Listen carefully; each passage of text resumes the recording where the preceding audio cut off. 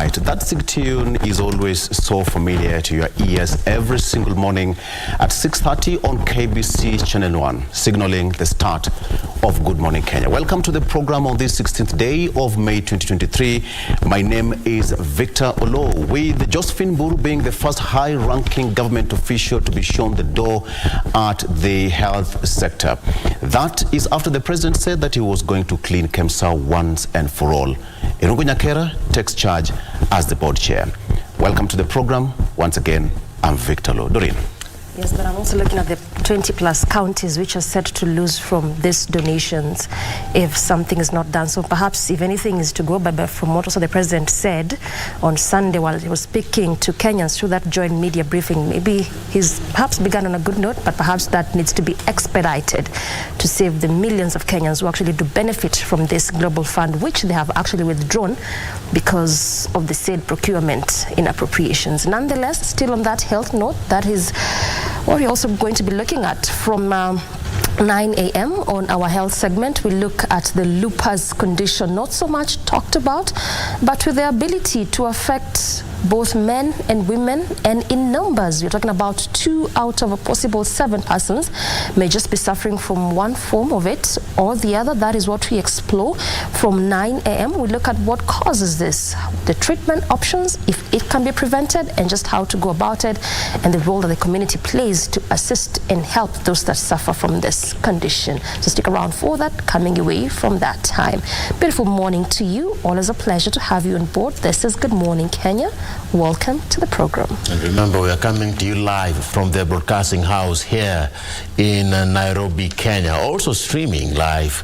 Our website is up and running. That's at www.kbc.co.ke. That's where you can be able to follow us from wherever you may be in Kenya and across the globe. Thank you for making KBC your #1 channel of choice this morning, on this fine Tuesday morning. As they've said, thank you for choosing KBC Channel 1. Our social media handles are up and running. Our handles are also up and running. The hashtag is Good Morning Kenya. My name is Ram Maguko. We have our in store for you on this fine Tuesday morning. This is Good Morning Kenya. Welcome back, Ram. From that short break, you come a different man in terms of stature. So kudos for that. He who finds a wife finds a good thing. Karibu sana. Now, talking about stories that have been making headlines, given the president had a round table with various representatives from across the media houses, several questions have emerged. The issue of where Kenya is at in as far as its credit rating is concerned, and matters taxes. Other than the housing levy, then President William Ruto indicated that this is here to stay and will be implemented. Those are some of the issues that editors are still unpacking. Government in this financial year 2023-2024 expects, or rather intends, to spend 3.6 trillion shillings. Funding that particular budget, the Kenya Revenue Authority carries the huge chunk that is around 2.3 trillion shillings. Will they meet their revenue targets? Talking about debt, public debt currently stands at 720 billion shillings, and Kenyans are still decrying of a high cost of living. So it is between a rock and a hard place that the William Ruto-led administration finds itself in matters of finances. We'll be keeping tabs on that as we inch closer to the presentation of the financial budget, proposed budget there, that is going to be held on June 8th. Other than that, let's stick to stories that have been making headlines. I'm Regina. Manyara being the 16th of May. Now we start off with the first axing or sacking of none other than Dr. Josephine Mboro as the Principal Secretary of State Department for Public Health. Now, Mboro was fired alongside the entire board of the Kenya Medical Supplies Authority in connection with the expenditure of the Global Fund in regards to the National Malaria Program targeting low-income households in the malaria endemic areas. As such, Irungu Nyakera takes over as the new board chairperson of the troubled KEMSA. I, Dr. Josephine Jerry Mburu Wahogo, being called on to exercise the functions of Principal Secretary. Dr. Josephine Mburu, the Principal Secretary, State Department for Public Health, has become the first top government official in the Kenya Kwanza administration to be shown the door by President William Ruto. The sacking, according to a statement released by the head of public service Felix Koskei, is linked to the expenditure of Global Fund on the National Malaria Program, targeting low-income households.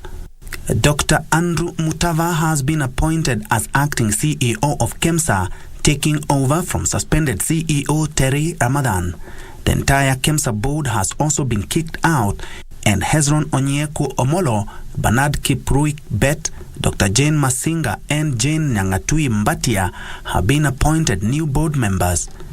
The sacking follows a promise by the head of state in a TV interview on Sunday night to crack the whip and streamline the Kenya Medical Supplies Authority. You will see results. Mr. President, I want to give you my commitment. I will clean up KEMSA. Whatever it takes. Mr. President, whatever it costs, I will clean it up. The head of state underscored his commitment to entrenching ethos of good governance by promoting accountability and openness in management of public affairs. The president reiterating committing to a new era in the management of the nation's health care by ensuring that no Kenyan is denied the dignity of affordable medical care due to corruption. The head of state promising his administration will spare no effort in rebuilding KEMSA supply chain management system to ensure efficacy and accountability in the provision of medical supplies across the country. Will the cleaning house of KEMSA change and ensure that those who depend on the services that it renders actually get quality service? We'll be keeping tabs on that particular development. Now off to trade and bilateral ties, where Kenya and Somalia will reopen their borders after 12 years of closure. The countries have also agreed to ease visa restrictions and address a common security challenge facing the region. The border points in Mandera, Kiunga and Ras Kamboni were shut over runway insecurity. Kenya and Somalia will in the next 90 days embark on a three-phase reopening of their borders to ease movement of people and goods. The countries have for more than a decade kept their borders in Mandera, Kiunga and Ras Kamboni shut. But a deal has been struck to restart cross-border movement, and with it comes the easing of restrictions on visa applications for citizens of the two East African neighbors. We are also in the process of relooking at a possibility of also adding a fourth border point, which will give an entry point into Somalia from the Kenyan side in Wajir County. By working together and leveraging our historical, linguistic, and bilateral ties between our two countries, citizens of both Somalia and Kenya can enjoy enhanced food security, improved infrastructure, increased exchange of goods and services, and overall sustainable, long-lasting peace. On Monday, a high-level engagement between the governments of the two countries also resolved to pursue common interest in matters security. Deliberations noted the need to enhance cooperation and partnership between our two brotherly neighboring countries, purpose to address the challenges to foster regional integration. The cross-border challenges experienced by communities on both sides of the common border are too complex for one country to address. Borderlands communities face numerous challenges, including insecurity, recurrent droughts, human trafficking, illegal trade, and transnational crimes. The latest diplomatic breakthrough is one among a series of attempts to repair relations between the two countries in the last decade. Sana ile border tunahitaji sana ni ya Somalia. Shauri sasa barabara imefunguka. Huko bani ya Kenya, Nairobi vitu yatoka ni kidogo. Ile vitu tunategemea sana ni kitu inasoma kutoka Somalia.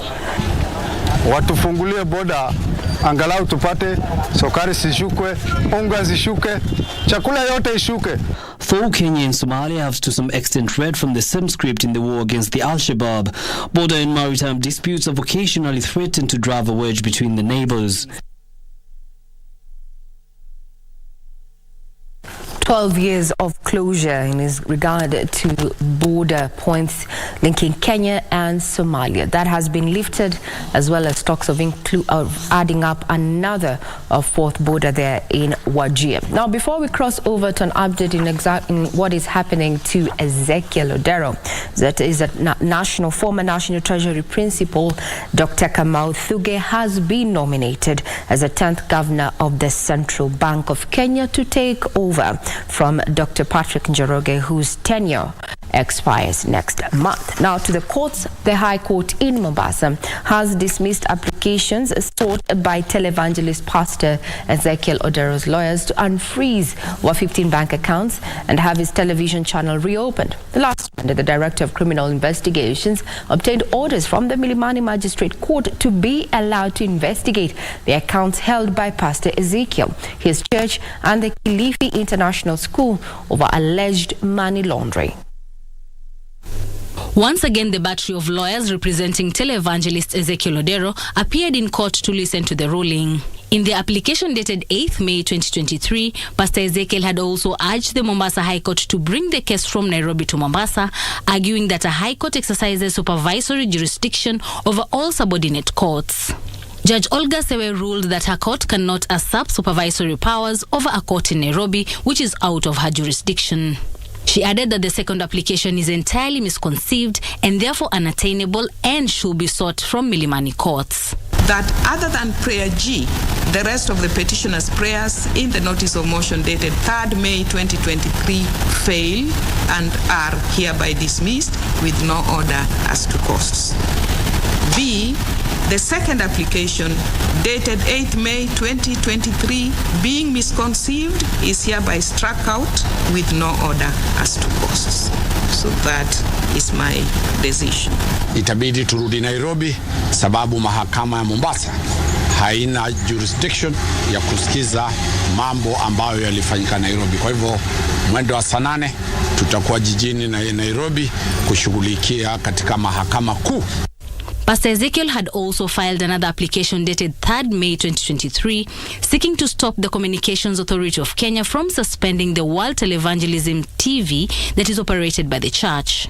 Lady Justice Sewe, however, threw out the application, saying that Pastor Ezekiel had failed to exhaust all laid down legal channels in matters concerning the issuance of TV licenses.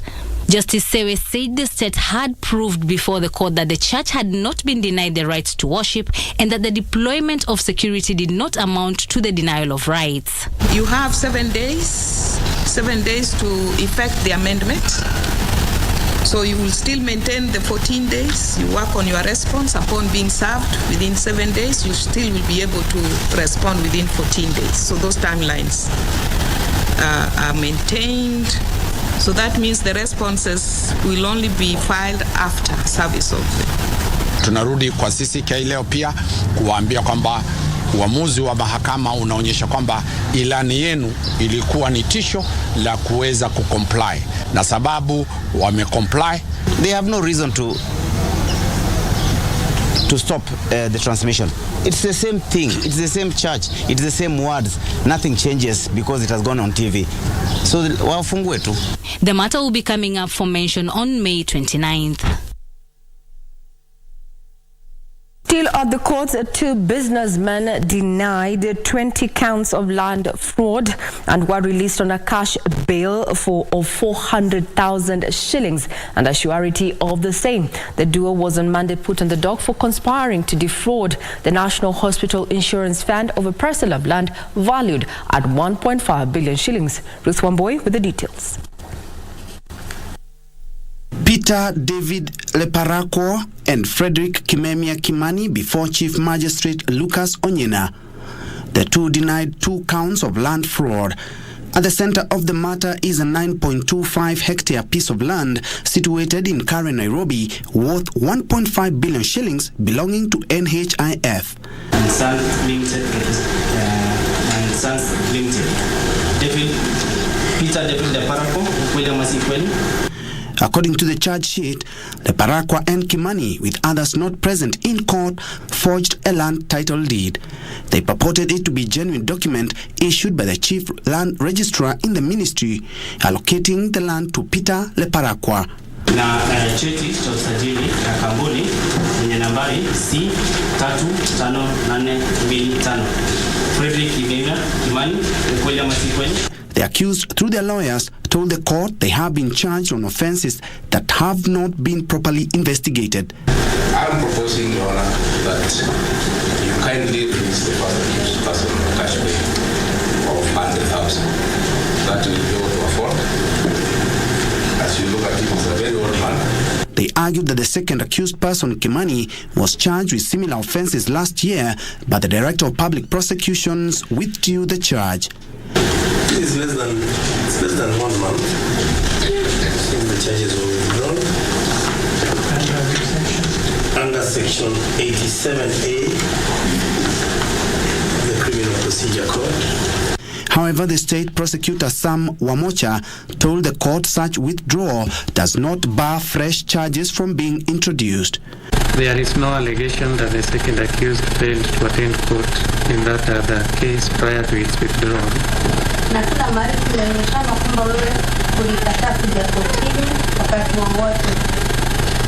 In the circumstances, I consider the following bail terms reasonable. The court granted the two a cash bail of 400,000 shillings each and sureties of the same amount.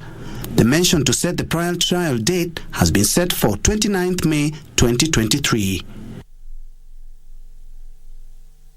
6 people lost their lives on Monday. 2 separate road accidents across 2 counties. 5 people perished after a 14-seater Matatu lost control at Sachangwan along the Nakuru-Eldoret highway.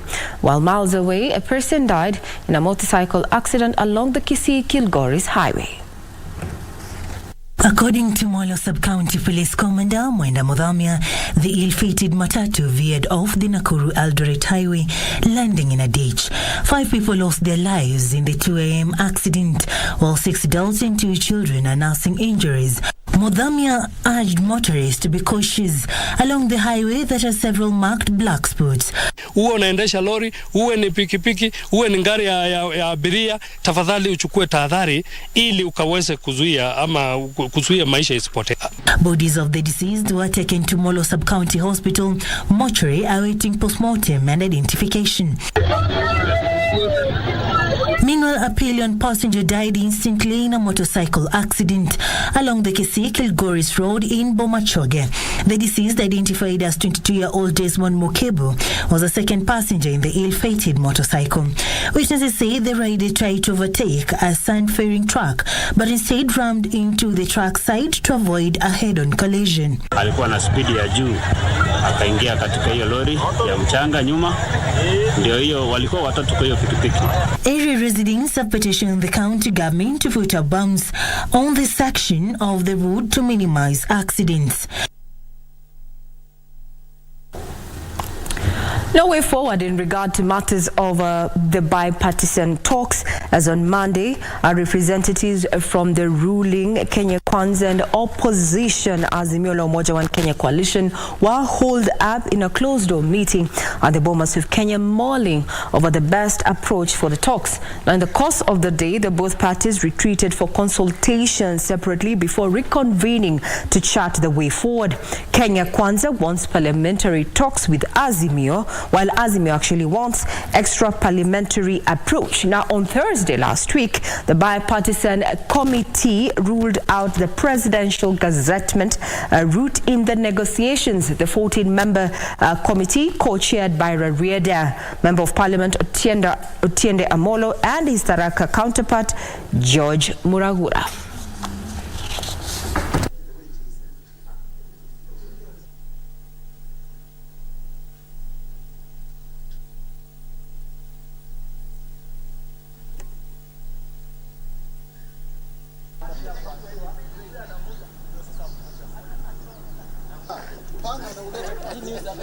The details in regard to that you should be coming your way in our subsequent bulletins at 1 p.m. as well as 7 p.m. and 9 p.m. Now, still sticking to Parliament, Cooperatives and Micro and Small Enterprise Cabinet Secretary Simon Chelugui has decried inadequate funding of the ministry in the proposed budget 2023-2024. Appearing before the National Assembly Committee on Trade and Cooperatives, Chelugui indicated that the ministry required an extra 49 billion shillings to the proposed allocation of 15 billion shillings.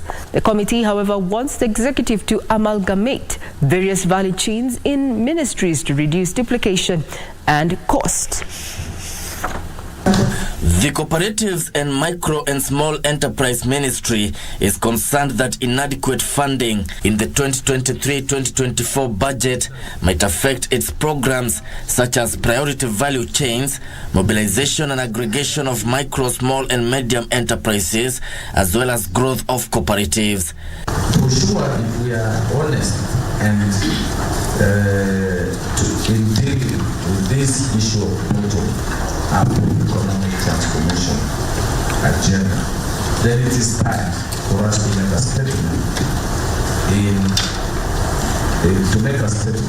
in how much we allocate this sector.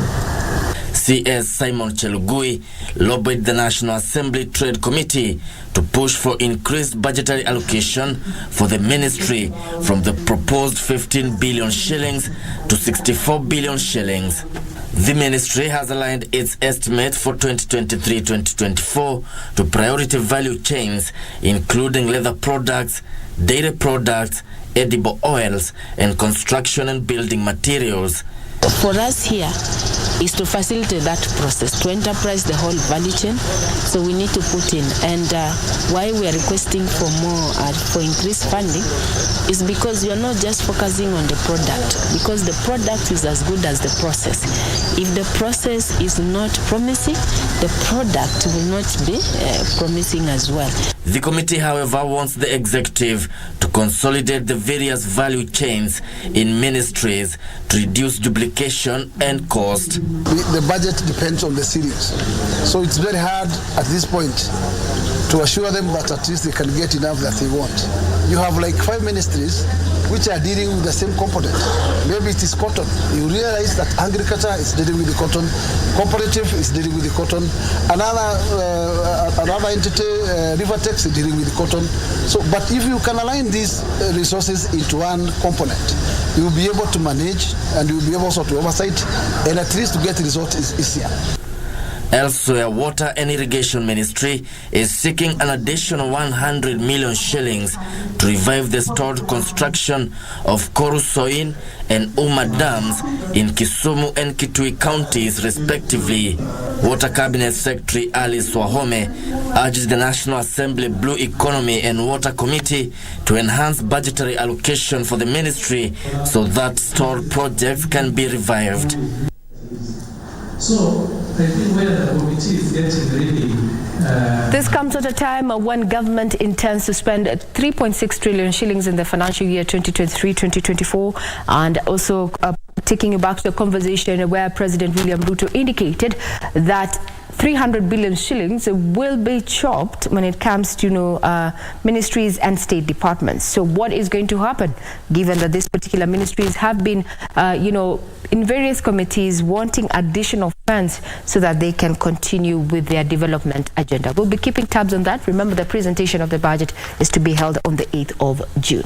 Now, the central bank governors from the Intergovernmental Authority on Development region are proposing harmonization of remittance policies to promote trade and deepen financial markets. According to experts, the region has one of the highest remittance costs in the world at 8.9% compared to the global average of 6.5%, which is nearly 3 times the Sustainable Development Goals target rate of below 3%. Diaspora remittance has become a major economic driver in Africa, with World Bank saying that in 2022, remittances to low and middle-income countries grew by an estimated 5% to hit $626 billion. Despite the immense growth in the last 10 years, high transaction costs and a complicated transfer process are stifling growth. The World Bank says the average cost of remitting $200 to sub-Saharan Africa was 7.8% in 2022 compared to global average for low and middle-income countries. This means that it costs more for us to send money among ourselves than it costs for our diaspora brothers and sisters to send to us. Central bank governors from the region are meeting in Nairobi for 2 days to discuss various ways of lowering intra-regional transaction costs.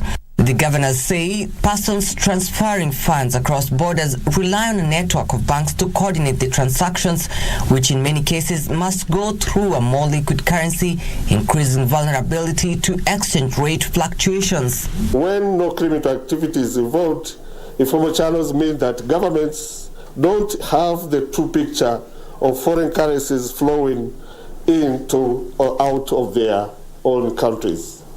This often makes the balance of payments appear less favorable than it actually is and lowers sovereign credit ratings in some instances.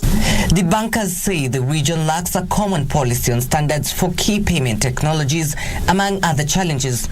The delegates also opine that harmonization of remittance policies will lead to lower cost of sending money and increased transparency and accountability in the remittance market. But the point here is that we have to harmonize on the basis of best practices. So we should not be having a race to the bottom. So think of minimum standards. The minimum standards have to be best practices. It cannot be the standard of the weakest, of the worst, of the weakest jurisdiction.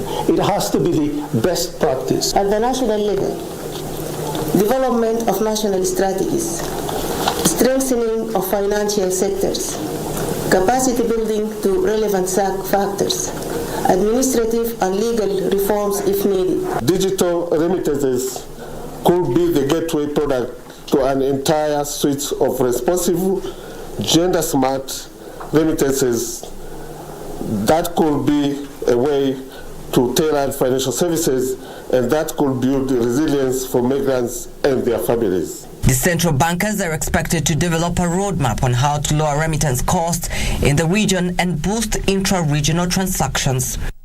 Mombasa has done a lot of action plans and already.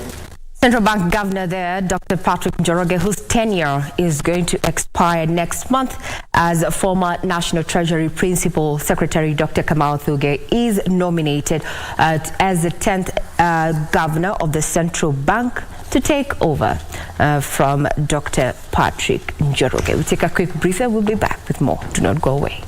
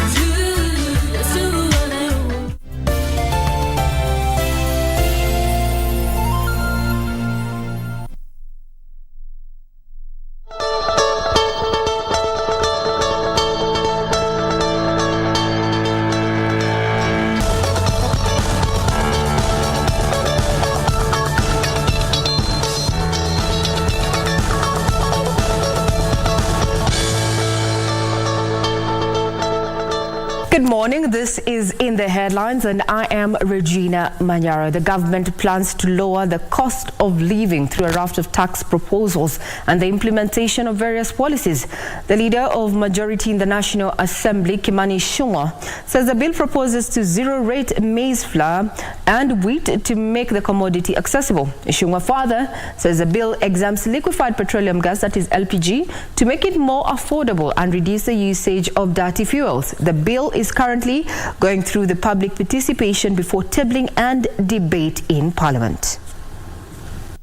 The finance bill has kicked up a major public storm after it was tabled in Parliament last month.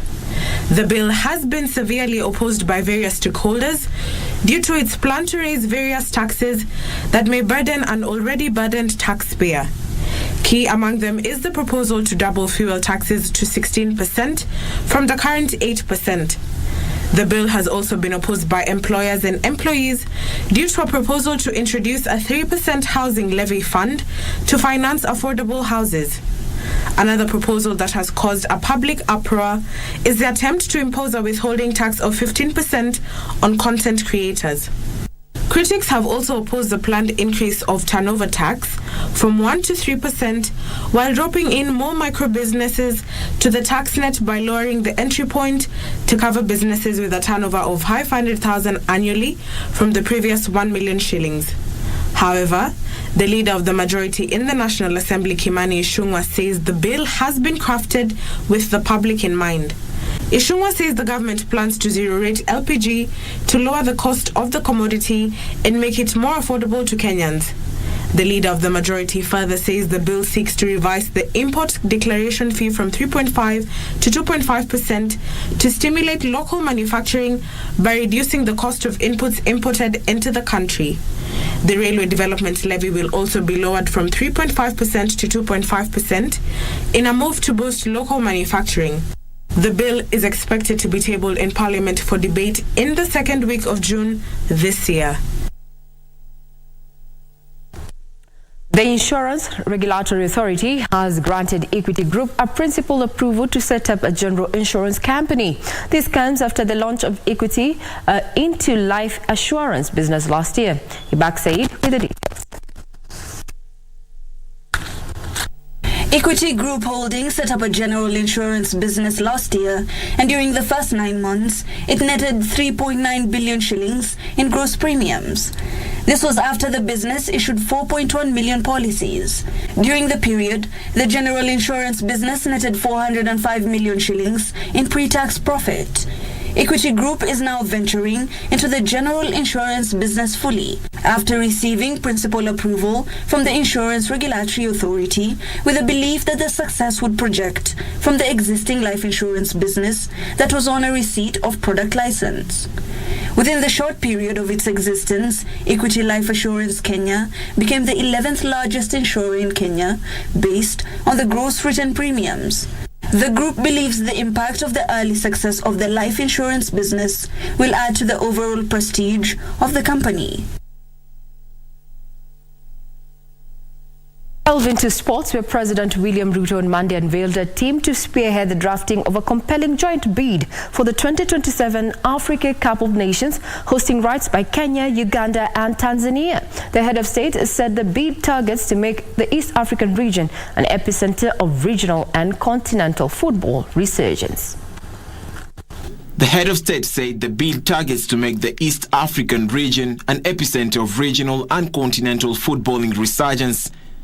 We hope that our joint bid will motivate all our sides not only to qualify for the 2027 tournament, but also excel beyond previous achievements by our individual countries.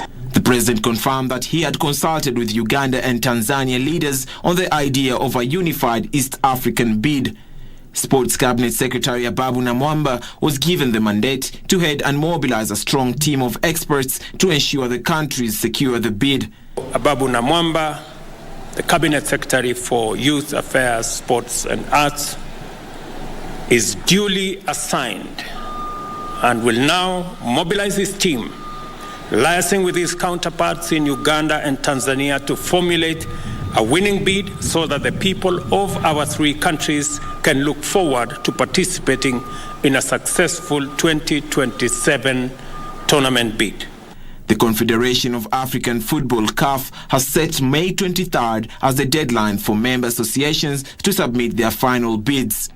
Algeria, Botswana and Egypt are also eyeing the hosting rights of the 2027 AFCON. Kenya was awarded and later on stripped of the hosting rights for the 1996 AFCON and 2018 African Nation Championships. Indeed, that would be quite the tournament. Now, Kenya Ports Authority men's volleyball team lost the second match by 3-2 to Joao of Algeria at the ongoing 2023 African Men's Volleyball Club Championships in Tunisia. Meanwhile, the national women's rugby team tactician Dennis Mwanjo is set to name his final squad today ahead of the Rugby Africa Women's Cup slated for the 18th to the 29th of May in Antananarivo, Madagascar. KPA won the first and the second set 25-23 and 31-29 respectively. The Algeria outfit came back stronger in the third and fourth set, winning 26-24 and 25-14 to send the match into fifth set, which they bagged 15-10. KPA humbled Cameroon CSV by 3-1 in the opening match. The Dockers are Kenya's sole representative after reigning Kenyan champions GSU pulled out due to financial constraint. KPA finished 5th overall in the last years of the Africa Men's Volleyball Club Championship held last year in Kelibia, Tunisia. Meanwhile, national women's rugby team tactician Dennis Mwanja is set to name his final squad on Tuesday ahead of the Rugby Africa Women's Cup slated for 18th to 29th May in Antananarivo, Madagascar. The runner will qualify for the third tier of the same competition, which is intended to revolutionize the women's international rugby landscape. The championship will act as springboard towards an expanded 16-team Rugby World Cup in 2025. Kenya women's rugby team Ralnesis is currently based at Kasarani Stadium in preparation for Rugby Africa Women's Cup. Now into international soccer, we will not talk about what happened to Arsenal, but yes, you're Amanda Haya. Let's talk about yesterday's results in as far as the English Premier League is concerned. Leicester was taking on Liverpool, and Liverpool emerged the winners of that particular game, scoring 3 against Leicester's nil goal there. When it comes to Italy Serie A, we had Sampdoria squaring it out with Empoli, and they managed to do a 1-1 draw. And as far as Spanish La Liga, we have Real Betis scoring 3 goals against a solitary goal by Rayo Vallecano. That was yesterday. Today's matches, in as far as the Champions League is concerned, Milan is going to be squaring it out with Inter. That is today's match, and tomorrow, Champions League, Manchester City will be meeting up with Real Madrid. Be sure to check up our website and also tune in to our various news bulletins beginning from 10 a.m. today on Matters News Check all the way to Tamrini as well as Kurunzi at 4 and our main bulletins at 7 and 9 p.m. I'm Regina Manyara. I wish you a pleasant viewing ahead and a great start to the day.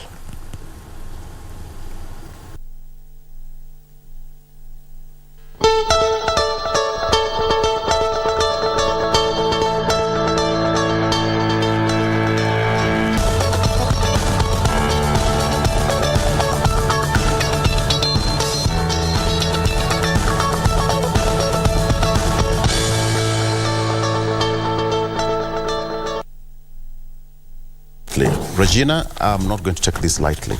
Your fight with Newcastle United for top 4 is cutthroat. I mean, Man U must fight their battles. And by the way, you are at 66 points apiece with Newcastle United and with 35 games apiece. So,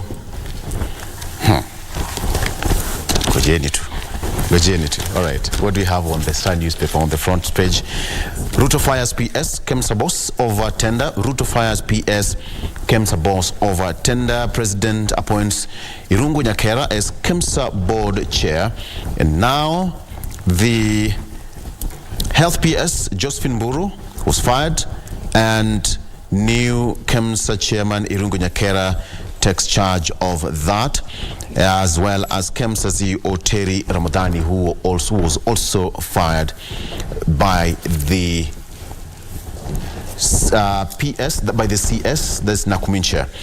Former PS Kamal Thuge picked for CBK governor as Njoroge retires.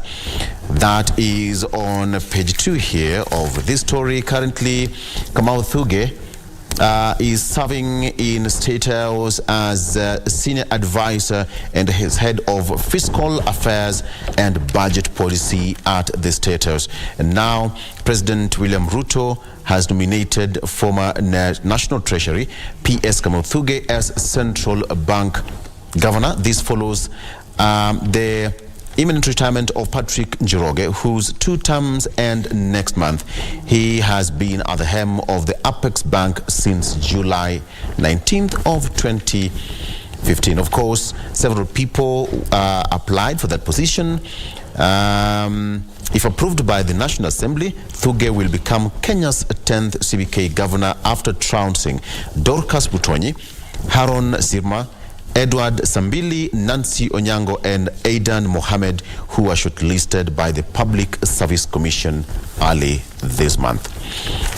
Back to the front page. Ruto, how will put money in your pocket and change Kenya? The president said that increasing food security, food production, and enhancing national revenues, slashing borrowing, and delivering on ambitious housing programs are at the heart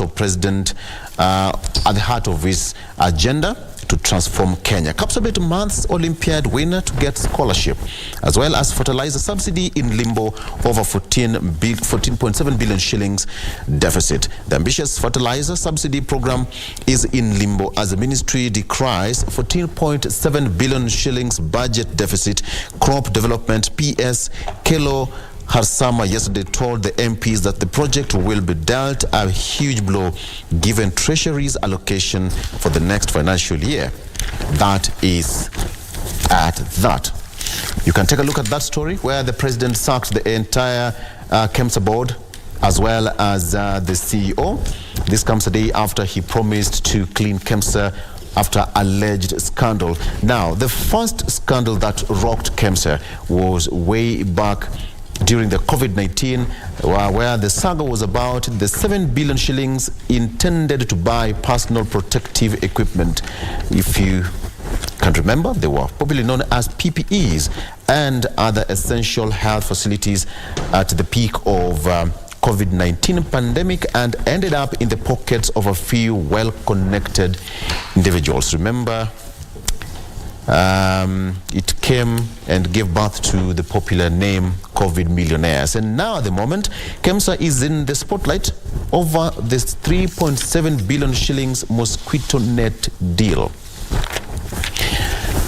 You can take a look at that story where the president says that he knows how he'll put money in your pocket and transform Kenya. Of course, part of his agenda is that the transformation agenda, as per the president, is to increase tax collection to 16% of the GDP, construction of 1 million houses to create 2 million jobs, increase food production through subsidy, lower LPG prices in next fiscal year, cut borrowing by about 500 billion shillings, empower judiciary through increased budget allocation to fight graft, hire 35,000 primary and secondary school teachers next year.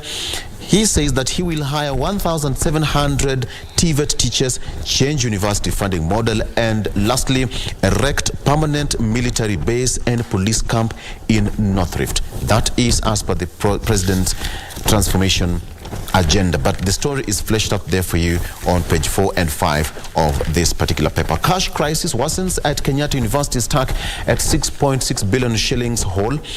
Statutory deductions from staff like NHIF, NSSF, and PAYE not yet paid, and suppliers are also owed. So the management has not explained measures that will be put in place to reverse the trend from these operations and ensure their sustainability. That is here on page 6. Take a look at that story. Ruto's fertilizer subsidy in limbo over 14 billion shillings. Budget gap. PS Harsama says that budgetary requirements to roll out the program was around 19.2 billion shillings. However, the project has only been allocated 4.5 billion shillings by the Treasury. So as it is, it's in limbo. According to the weatherman, rains likely to continue until June, so be ready for that. May marks end of long rain season in most counties, but El Nino might disrupt that pattern. Stay warm, right? Get some warm clothing as well. May usually marks the end of the long rains, but the weatherman says that that is going to be, tampered with by the El Nino. Pending bills soared to 535 billion shillings despite state's payment pledge. Some suppliers have closed businesses, auctioned and blacklisted by CRB. And this is according to the data from the National Treasury, which shows that pending bills climbed from 504.7 billion shillings in the previous quarter as the Kenya government faced a cash crunch that saw it delay paying civil servants. A larger number of business people who have contracts with the government have ended up closing business, being auctioned or blacklisted by credit reference bureaus after falling behind on loan repayment. So a majority of people are facing issues to do with auctions by the auctioneers. That is the state of the situation. And finally, Eyes on Africa. President Ruto unveils Kenyan bid for 2027 Africa Cup of Nations. The country is seeking to present a joint bid alongside neighbors Uganda and Tanzania this week, with President William Ruto making the announcement on Monday at State House while unveiling the East African Community dubbed Pamoja bid for the AFCON 2027. Ruto said that the submission is part of the government's plan to tap into the wide pool of skills and talents in the country. And of course, he also said that Kenya is going to bid. But that will also be depending on so many things, on the completion of our stadia, of which he is also quite passionate about. So, as that is happening, so far so good. Keep Sang fired up. That's World Indoor 1,500 meters bronze medalist Eyes gold in Budapest as per our local athletes here in the country. That is what is there on the Star newspaper. Doreen. Paying for hustlers as state ends subsidy on kerosene and diesel. We have obviously been experiencing this since this new regime came into office. We have seen various subsidies thwarted. This is just one of them. But even as this stands, you did also witness as of yesterday, prices of fuel had gone up for both kerosene, diesel, and petrol. In fact, you're talking about kerosene by 15 shillings a litre, and that brings the price to about 161 Kenyan shillings. We are also looking at diesel by up to 3.9%, bringing it to retail at 164 Kenyan shillings, and petrol currently retailing at 182, up from 179. And if this is anything to go by, we are also perhaps looking at these prices even going higher if the finance bill is passed as is. Remember, you have a proposal there to increase VAT from 8% to 16%. Much as all this is being subjected to public participation, before then at least we listen or hear to what Parliament will respond to this finance bill. But one more question still remains. If this is adopted as is, then we are going to see these prices even go high. But we know the ripple effect of this. But this is just the current state of affairs with regards to the pump there. Away from that, we're looking at states in new plan to reduce prison population by half. We've also been seeing the prison reforms being spearheaded by the state. We are seeing the PS Correctional Services, Mary Mudhoni, also pronouncing that they are planning to decongest prisons by up to 50%. And if the economic survey is anything to go by, that number has been increasing over the years. In fact, looking at 2021, In 2022, the number increased from 160,000 to 169,579 persons. And so what the ministry is saying is that for those who are, for the inmates who are just remaining with only three to 2 years, they might perhaps be working in freedom if all this is adopted. Coming to the front page of the Daily Nation, your guess is as good as mine. What is happening in the health ministry with regards to the KEMSA scandal, which we are seeing Kenya lose on that deal of mosquito nets that were being supplied by Global Fund because of those procurement inappropriaties. And also we've seen change of persons there, from the principal secretary to the board chair to the CEO. Those people, some suspended and the PS fired.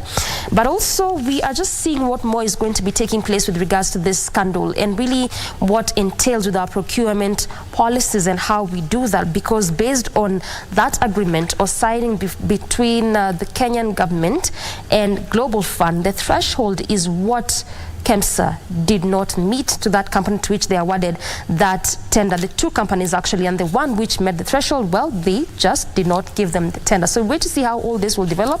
Yes, we have seen the first process begin, but what more is going to be done?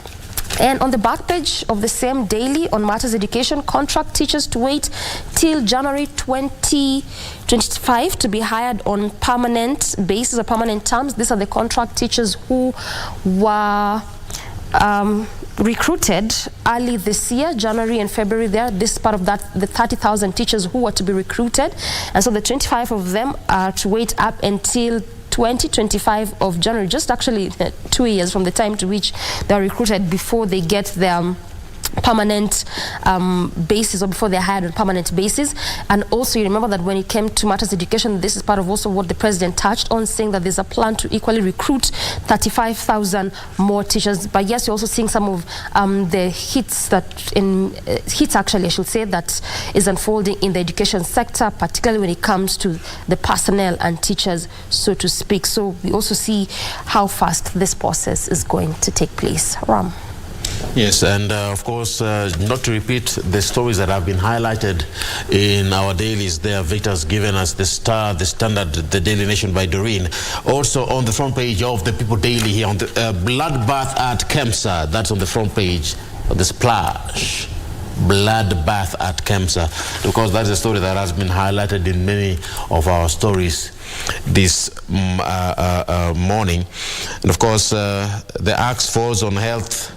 PS making her first top official in Ruto administration to be fired for corruption. Health TS disbands entire board, picks a new team to clean up drugs supply agency a day after president promised to act. Team accused of a bungling deal on malaria nets. Of course, this story has been highlighted. You've heard it across our different dailies. Still on the front page of the People Daily here, we have why I picked Ogolla to head KDF, says Ruto. He had the best CV despite opposition. Of course, this is what's on the front page of the People Daily. Also, Thuge finally nominated to be the new money man at CBK. That is the new governor for the Central Bank of Kenya. And of course, I want to give this a different twist here and highlight other stories that have not been spoken about by my colleagues here. And I want to talk about the education sector. And first, TSC, that's the Teachers Service Commission, seeks 4.3 billion Kenya shillings to fund appraisal growth of tutors. Well, the Teachers Service Commission is seeking 4.3 billion Kenya shillings to promote teachers and to fund the Teachers Professional Development Program. That's a TDP program.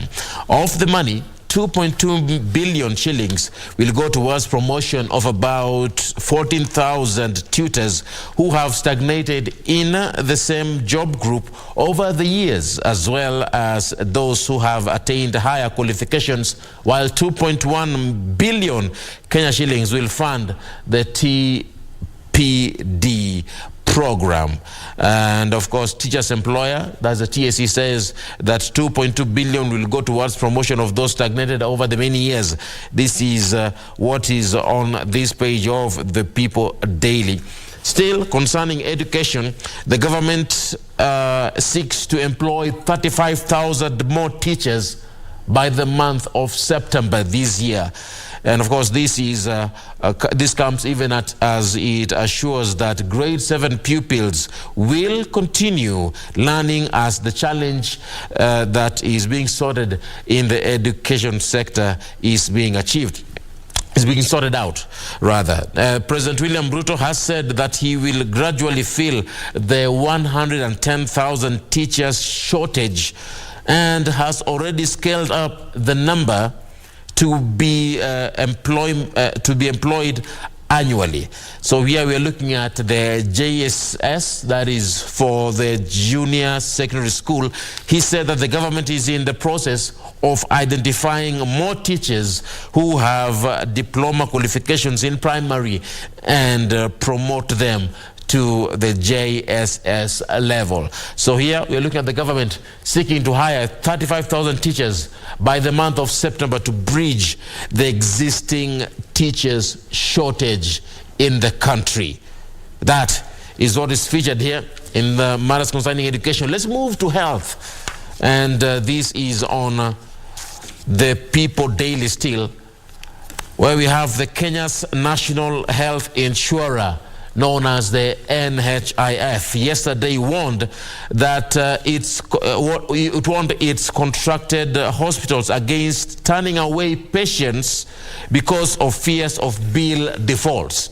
So the NHIF, while confirming that many hospitals were not serving patients for fears that it may not foot their bills, the NHIF has warned that such health facilities risked being delisted for breach of contract. So NHIF threatens to deregister hospitals that reject patients. Have you gone through that scenario where you've been rejected by a particular hospital?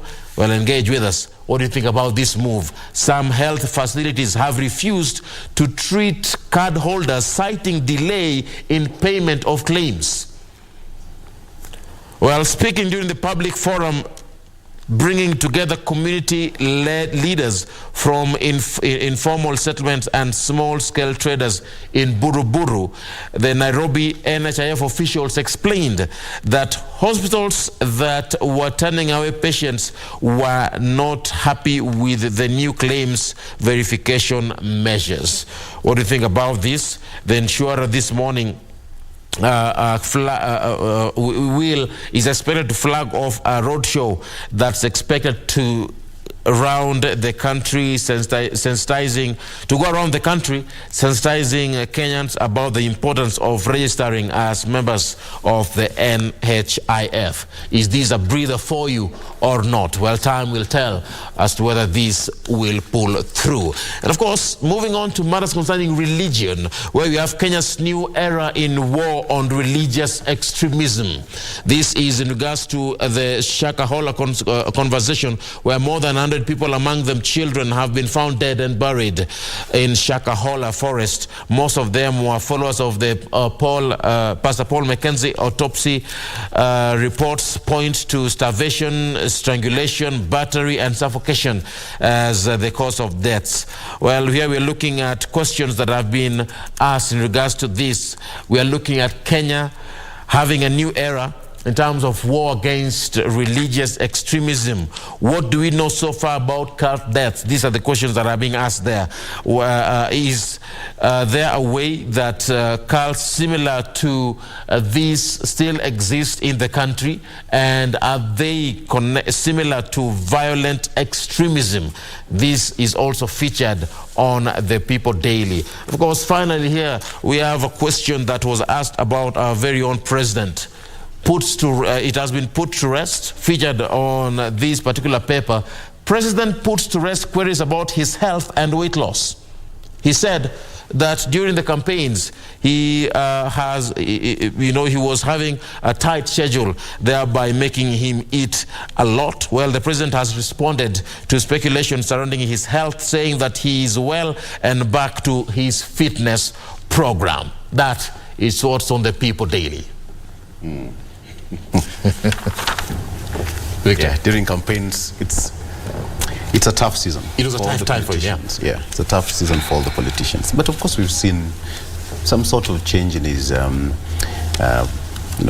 weight and all that. He's trimmed a bit. Yeah, there's a way he looks lean now. Yeah, that job needs a lot of, and he said that he does a lot of work, so he needs to be fit. You were saying that during the campaigns period, you could not tell whether you would have time to eat. So it was just stress eating. Yeah, so you end up actually stress eating. And you eat a lot, knowing that you might not eat later in the day. It happens. Let's take a break. We'll be right back.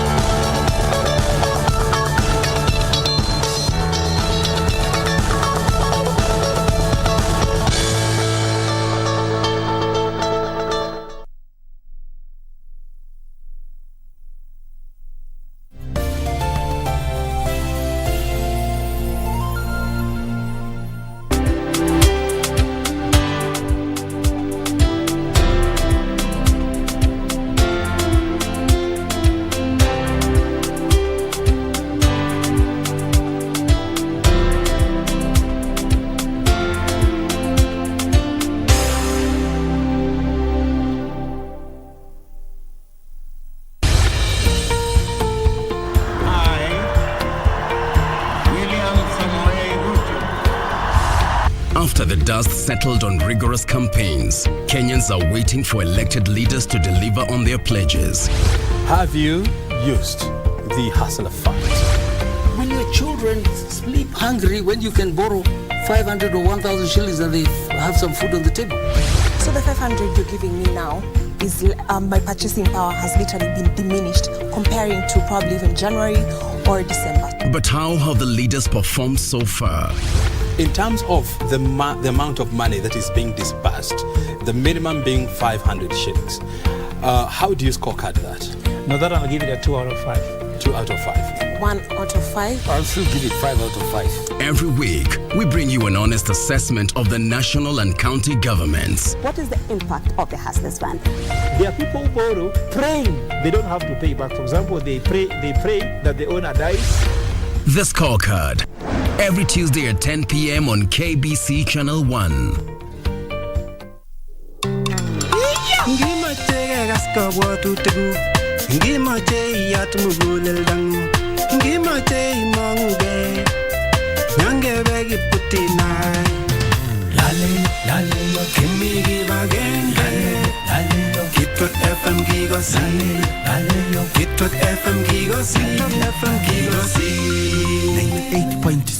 Kitwek FM Kegosin.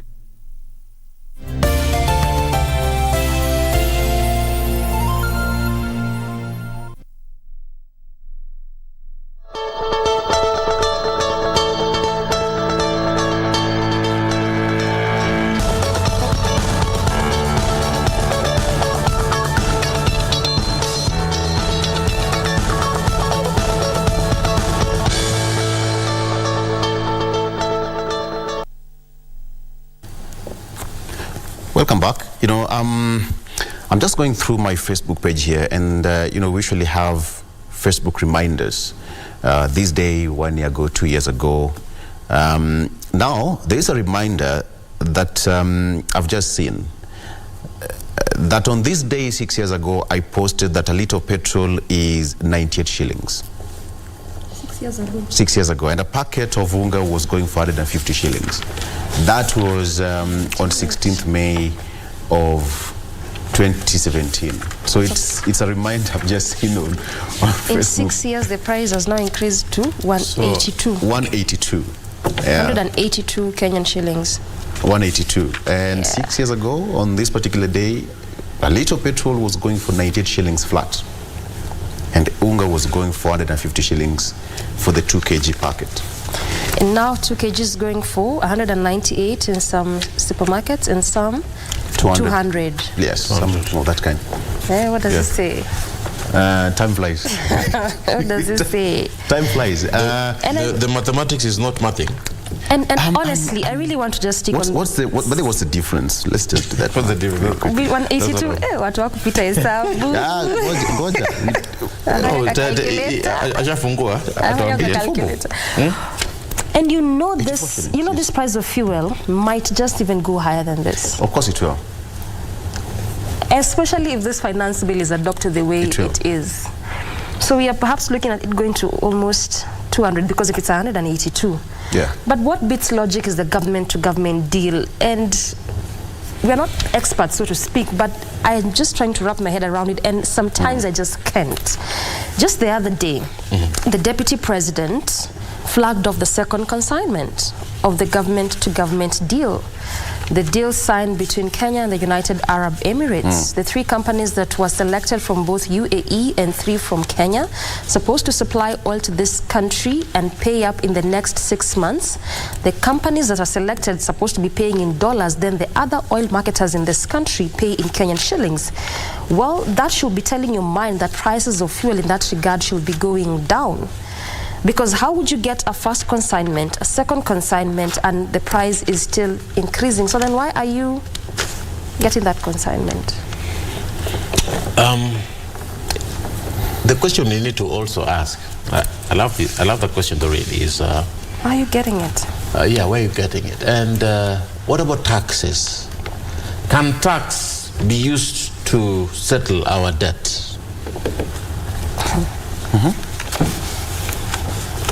The taxes we collect? Yes. But that's what they use to settle our debt. Now, I'm looking at the country where we are, and let's pick an example of the UAE. How does the UAE operate in terms of governance, in terms of economic stability? How do they attain it, the UAE?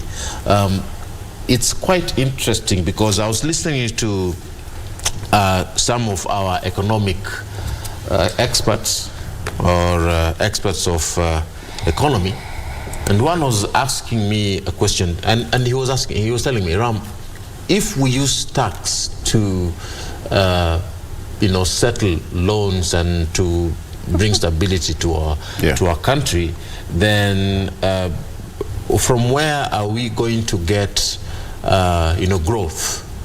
Because money will be, you will be putting money.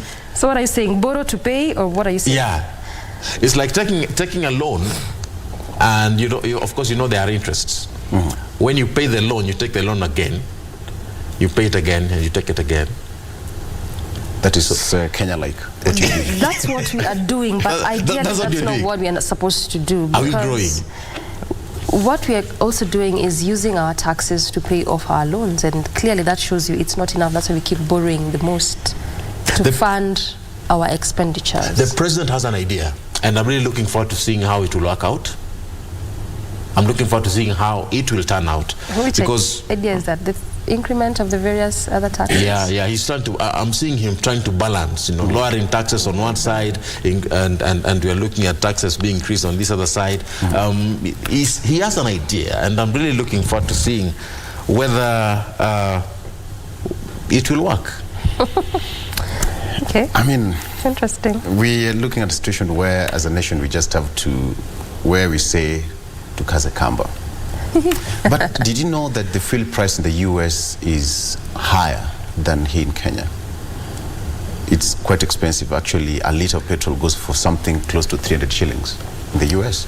300 equivalent to Kenyan shillings. Exactly. I'm looking at a website here called EIA.gov, which says that as at a week ago,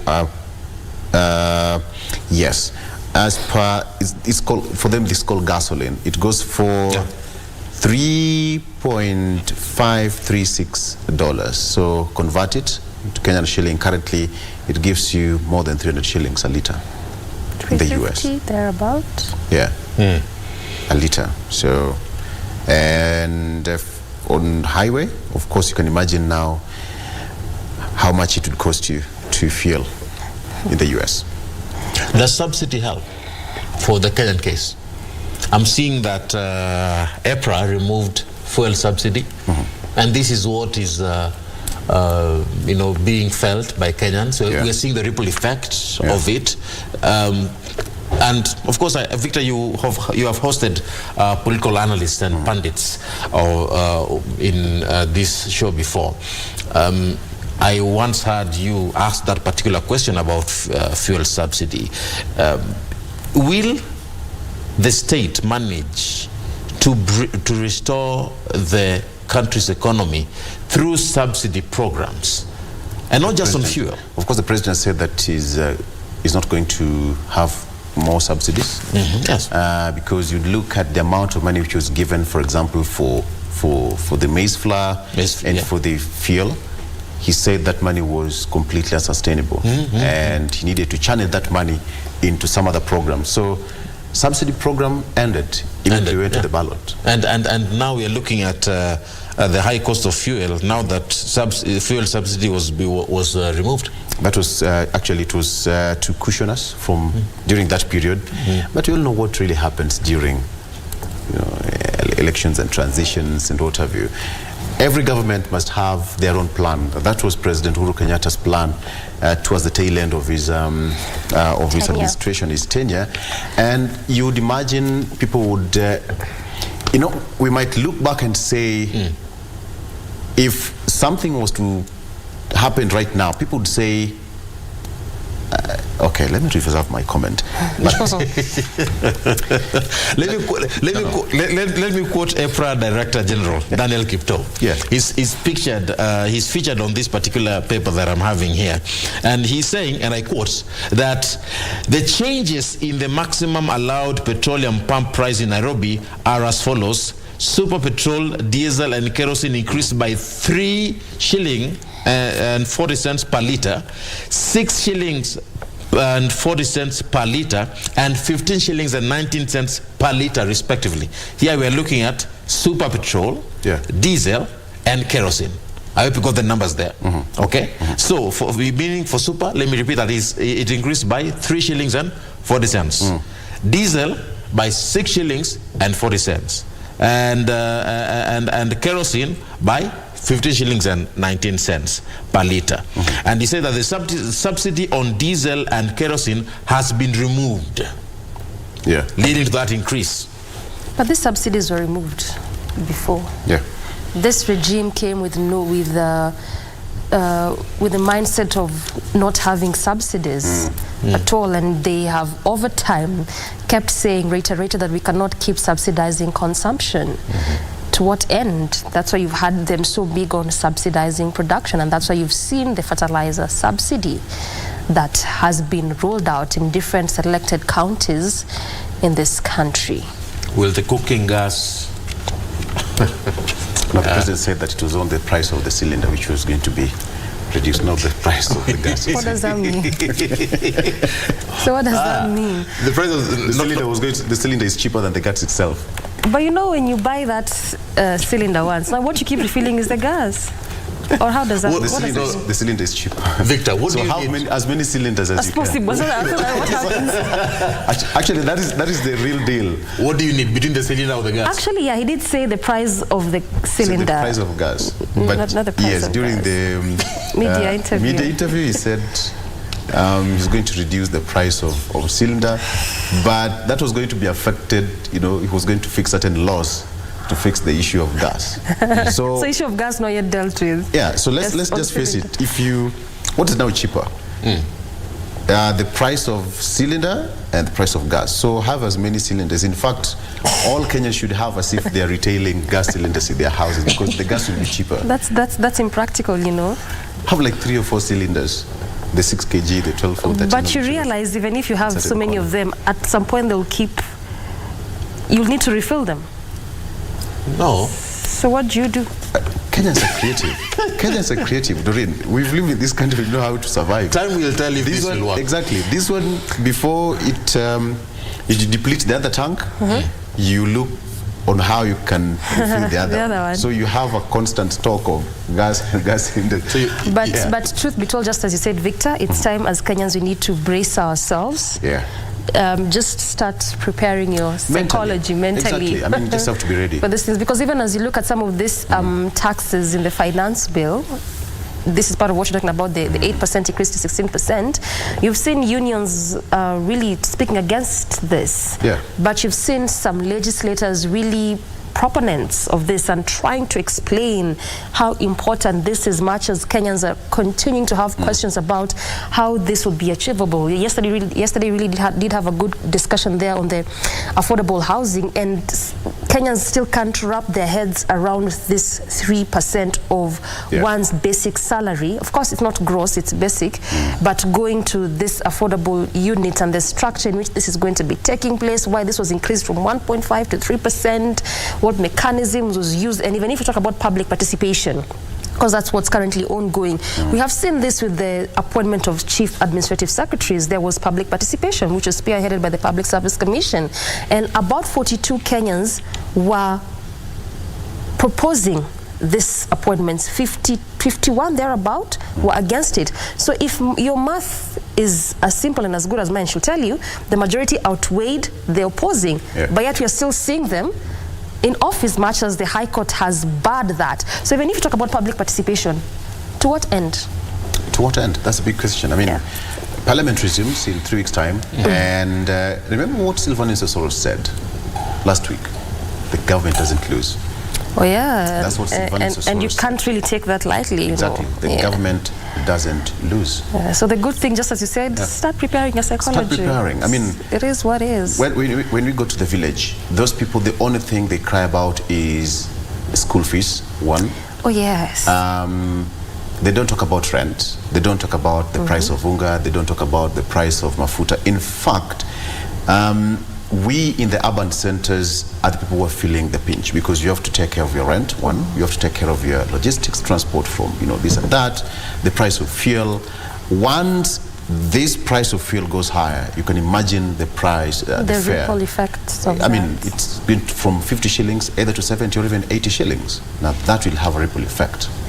In the village, when you have 80 shillings, that is like $1 million bob, because you have got kitchen garden around those people. Like every homestead in the village has a shamba somewhere, and they do intercropping, whatever it is. You have got sukuma wiki there, you have got managu somewhere there. The only thing that would be a problem to those people is the basic things to do with sugar, of which some of them are okay with even not having sugar, right? So we are going to be feeling that pinch, more so people living in the urban areas, because that's what nature demands from us, that we have to. Yeah, and you just did say that one of the key issues most people in the village are concerned about is fees. Exactly. But you're also seeing the new proposal about that structure. So prepare yourself as a Kenyan. But still, allow me to also put this point here. Lighting and cooking is affected. Lighting and cooking. You've mentioned the village. Yeah. And I'm looking at the things that are important in the village areas. Lighting is very important. Cooking is also very important for them. If you have increased prices in kerosene, it will affect them in the village. People use kerosene in the village. Look at this. If they use the non-renewable, they will be forced, yes, to use charcoal. There are those that with the increase in kerosene prices, they fetch firewood. It will affect them, and they will be forced to fetch firewood. They'll be forced to look for more charcoal because of the increase in these prices. Meaning, we will see an increase in deforestation in the country. Okay, that's a ripple effect. Deforestation. So if we are looking at increase in high prices of lighting and cooking, that's electricity, you say? Yes. Okay. Electricity. What do they use for lighting? In the village by 7:30, everybody is done and going to bed. Come on. But look at that, Victor. I mean, Victor, what do they use for lighting? Are you saying that at 8 you won't see anyone in the village? Well, practically, yeah, that's true. It's true. Actually, by 6 you wouldn't. But again, also when you think about it, one does really try to make sense there. Because when you have those prices, like for instance of kerosene, the way we are seeing that increased by 15 shillings to the amount that it is, then you'd force them to actually go for the charcoal. Charcoal demand will increase. What does that mean about the climate change you're trying to avert? Look at it from that angle, Victor. It is a point, mnafikiria sana. No, sifikiri sana. Look at it from... And our president has been so... In fact, he's actually been like the spokesperson of the continent as far as climate issues is concerned. You really did hear what... Tree planting. Exactly. You heard what he said in Netherlands, even about African continent complaining and trying to look for solutions. But... we can move on. On tax, Ruto is between a rock and a hard place. Not as per what we're discussing, that's on the front page of the Standard. Yes. Okay, things falling apart. And of course, they are. Let's keep that. You don't want to see that, all right? On tax, Ruto is between a rock and a hard place. President was hard-pressed to explain the new levies he wants to introduce when the cost of living is at all-time high, with experts wondering about the economic rationale of the proposed taxation measures. 35% new income tax rate on Kenyans earning 500,000 shillings per month from 30%. We have got 16%. The proposed VAT on fuel that will push the prices on petrol up to by 15 shillings. And lastly, 3%, the amount to be deducted from the salaries to go towards the housing fund. Something that we talked about here yesterday. Banks to auction properties as defaults hit 39 billion shillings. It was also covered on the Star newspaper. You can take a look at that story, which is quite still hot around the country. Villages Mackenzie was chased from before Shakahola. We didn't know about Mackenzie until a month ago or so. But then now, as it is, there is just so much about Mackenzie, Shakahola, and Kilifi. It's in the global map as we speak. Health PS, KEMSA bosses fired over 4 billion shillings net scandal. I like the front page of the Daily Nation. The Daily Nation put it in a very creative way. Mosquito nets, deal bites PS. KEMSA. Those nets have beaten the principal secretary and the bosses. And the entire board of KEMSA. The mosquitoes, eh? Yes. So, President also disbanded the board and suspended 9 officials in Health Ministry and KEMSA. Dr. Andrew Mulwa will act as CEO. Now, there is a story here before I get into that. But think about it. Now, judges, don't force learners to pray when in school. Don't force learners to pray when in school. We'll be talking about that shortly. How Mackenzie was kicked out of areas before settling at Shakahola. Quite an interesting. The process of exhumation resumes today, and of course the number stands at 201. That tells that we still expect more numbers from Shakahola. 200 in a span of 2 weeks. With over 600 persons still missing? Still missing. So you expect a lot. So which means this thing has been happening for quite a long time. A long time. And you can imagine now even some of the unmarked graves as we speak, because it's a forest. So unfortunately that some people might just go not found. Yeah. I mean, just like that. That's a sad reality there. If I don't know, should I talk about Shakahola? Do you have time? Yeah. It's from the public domain. It's matters that we, the media, are telling Kenyans what it is. Yeah, to say it as it is sad to see a medical student drop what she is doing to follow Mackenzie. What of the air hostess? The air hostess. Who has been working, in a foreign jurisdiction for so many years, and made good money, taking care of the family, and then... So then that does away with the notion of religion is an opium of the poor. It's not just about the poor. So it isn't. What is this? Because someone who's knowledgeable, they are exposed, they have the exposure, experience, whatever they're doing. You would say they know better. And when we say that when you know better, you do better. Yeah, and that's why I said, Doreen. I think we were together. Victor, you weren't there when I mentioned this. Yeah, perhaps going to Shakahola to unearth what is happening there. You went to unearth the mysteries. I wasn't there. You're going to unearth the mystery. So now he's here. I'd love to visit Shakahola one day. So this is what I was saying at that time, that we are not dealing with logical issues here. I know the question of how can somebody of this particular educational level do or make a decision like this? Yeah. How can you stop this kind of work? So that's a very logical question. But what I was saying was, we are asking a logical question to an illogical matter. We are asking a carnal question on a spiritual matter. Meaning, on spiritual issues, it isn't about logic. And it is not about what makes sense. It's about what is believed. And faith comes by hearing, and hearing of the word. The Bible says hearing of the word of God. So if you talk about faith and belief systems, it means what somebody listens to, what you feed yourself, is what you believe. So Kenyans, we need to be careful about what we feed ourselves. Because if you feed rubbish to yourself, you will believe. You remember the theory of Giga? Yeah. Is it Giga or Gigo? Garbage in, garbage out. Garbage out. Yeah. So that's what I was saying. We may ask a very logical question, but these are not logical matters here. These are spiritual matters and need to be dealt with spiritually.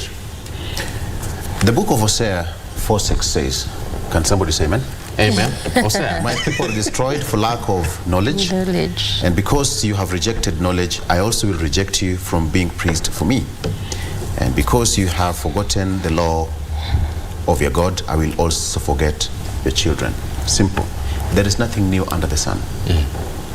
There is nothing new under the sun. So, lack of knowledge. How would, for example, a medical student, like there's been a story of a lady in Meru who said that her parents, she scored an A-, and she was a medical student. Actually, she was going to do medicine. And her parents started telling her, you know what, you have to drop out of school. Yes. I mean, look at that. You drop and go to Shakahola. Shakahola.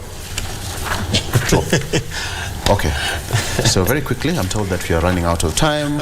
Even as you said, it's interesting that, just as a by the way, that nowadays false teachers are calling others false teachers. That's interesting. Ruto sacks PS, suspends KEMSA boss over tender scam at agency that is extensively been covered here. Ruto defends tax policies as the best way to develop the country.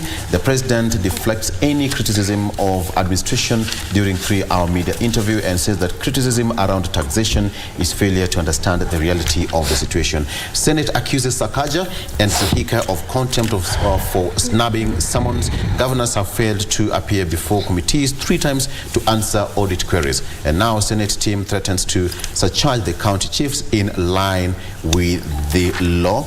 Experts poke holes in Ruto's tax proposal, warn of investor flight. They say that new tax policy won't spark growth, but will force investors to look for other markets. And they argue that plans to friendly hustlers and the middle class have a lot of inconsistencies and unpredictability. You can look at that story. Now, there's a story here that I said that we are going to look at is on page 10. Learners will not be compelled to follow a school's faith. That is according to the court ruling. The court ruling was made by Court of Appeal Judge Patrick Kiage, Joy Ngugi, and finally Francis Tuyot. They said, and I quote, that this actually, it was a case which was filed by, the document was released following the case in which the Law Society of Kenya and 9 learners challenged the decision by St. Anne's Primary School in Ahero, Kisumu County to force learners and students to attend Mass every Friday morning, 30 minutes. So they say this was going to be discriminatory against the Constitution and so many things, Bill of Rights as well. I'm told we are running out of time, so we cannot have time to debate on that. We have to cap it at this point. We just have to leave it at that. Okay, let's take a break. After this, we'll be crossing over to Radio Taifa. Yeah. There's going to be an interesting debate there. Let's just look what we have on the Zinga with Rashid Mamkondo, of course. He'll be talking, just a minute, be talking to, all right, Siasa za Uchumi with Honorable Mukunji Gitonga, MP of Manyata, and another Steve Mogaka, MP West Mugrango, and finally George Keith, the advocate of the High Court. Rashid Mamkondo will be running that affair. Let's take a break. All right. Hi.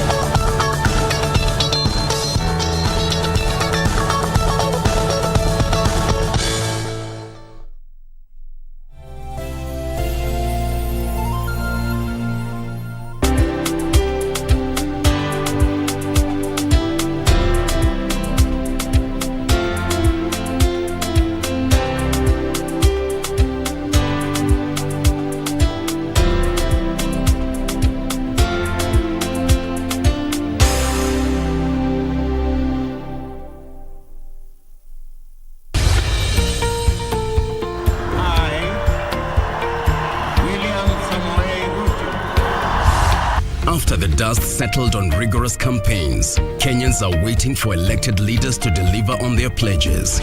Have you used the hustler fund? When your children sleep hungry, when you can borrow 500 or 1,000 shillings and they have some food on the table. So the 500 you're giving me now is my purchasing power has literally been diminished comparing to probably even January or December. But how have the leaders performed so far?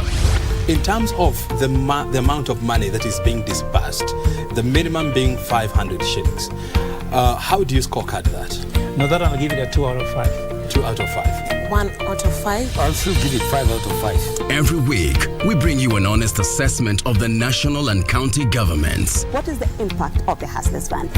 There are people who borrow praying they don't have to pay back. For example, they pray that the owner dies. The Scorecard. Every Tuesday at 10 p.m. on KBC Channel 1. Abantu ba Mintombu Yamore. Your favorite Ekegusi station, Minto FM, is now at your doorstep. Enjoy the hottest Kisi music, informative and entertaining shows, and reliable news only on Minto FM. Tune in to Minto FM on 91.7 FM in Nyamira, Kisii, and its environs. Minto FM in Nyamira.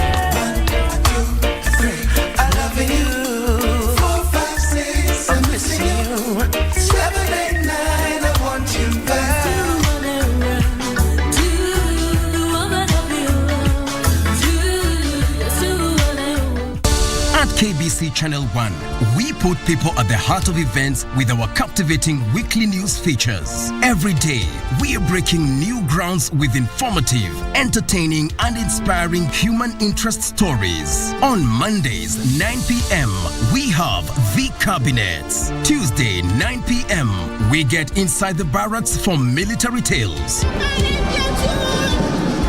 We delve in the world of cinemas and theater each Wednesday night. For the young and industrious, make a date with us every Thursday at 9 p.m. Fridays are dedicated for my culture. On Saturdays, we go back in time for history in perspective. And on Sundays, we get to know the process of how things are done and made. KBC Channel 1 News features a whole lot of wonderful viewing experience.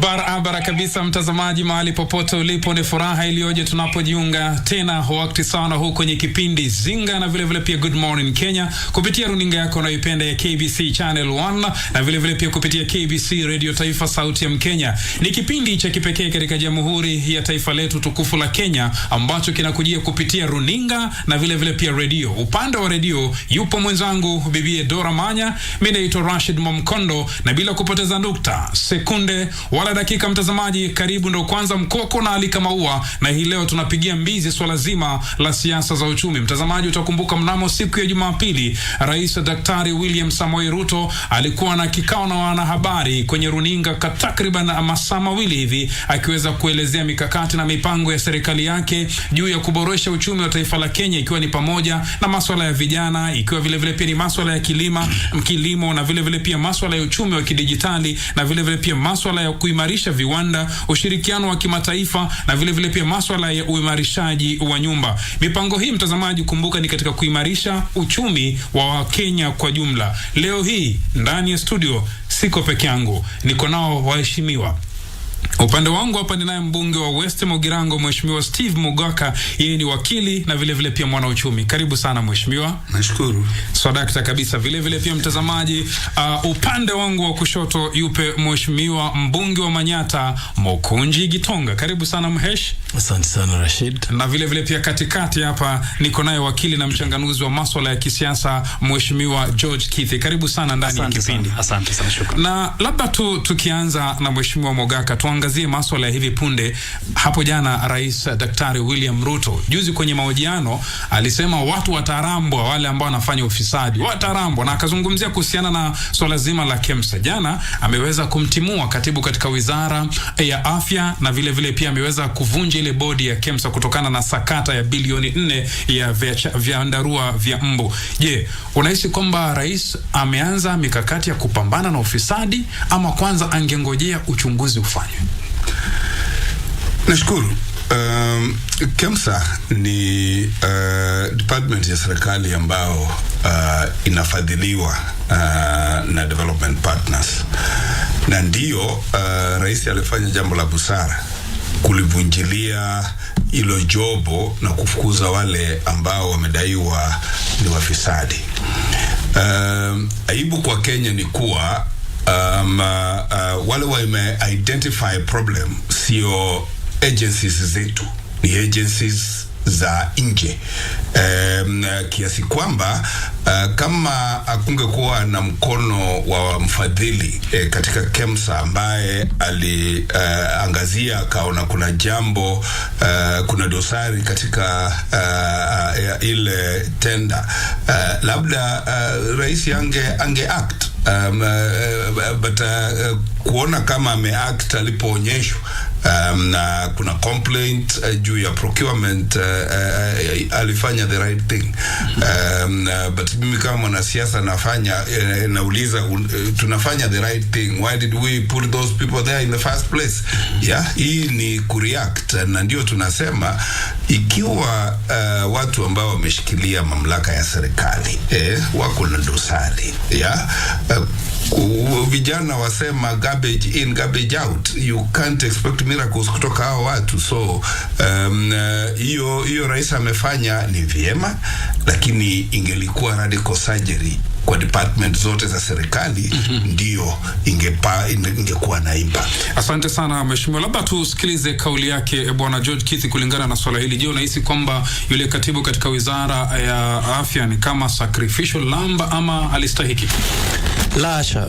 Wakati taasisi zinafanya kazi ya kiserikali, kuna zile ambazo zina ukaribu sana na wale waandamizi wa maendeleo ambao tunafanya kazi na wao katika utendakazi huo. Kuna mikakati ya ushirikiano hususan katika kupeana ripoti za kutenda kazi. Kwa hivyo kama kuna fadhiliwa na World Bank, Benki Kuu ya Dunia, utakuwa na semi kupitia kwa wale wafadhili zaidi kuliko kwa serikali. Serikali utawapa ripoti, lakini ripoti ya kwanza ya utendakazi itakuwa kwa wale wafadhili.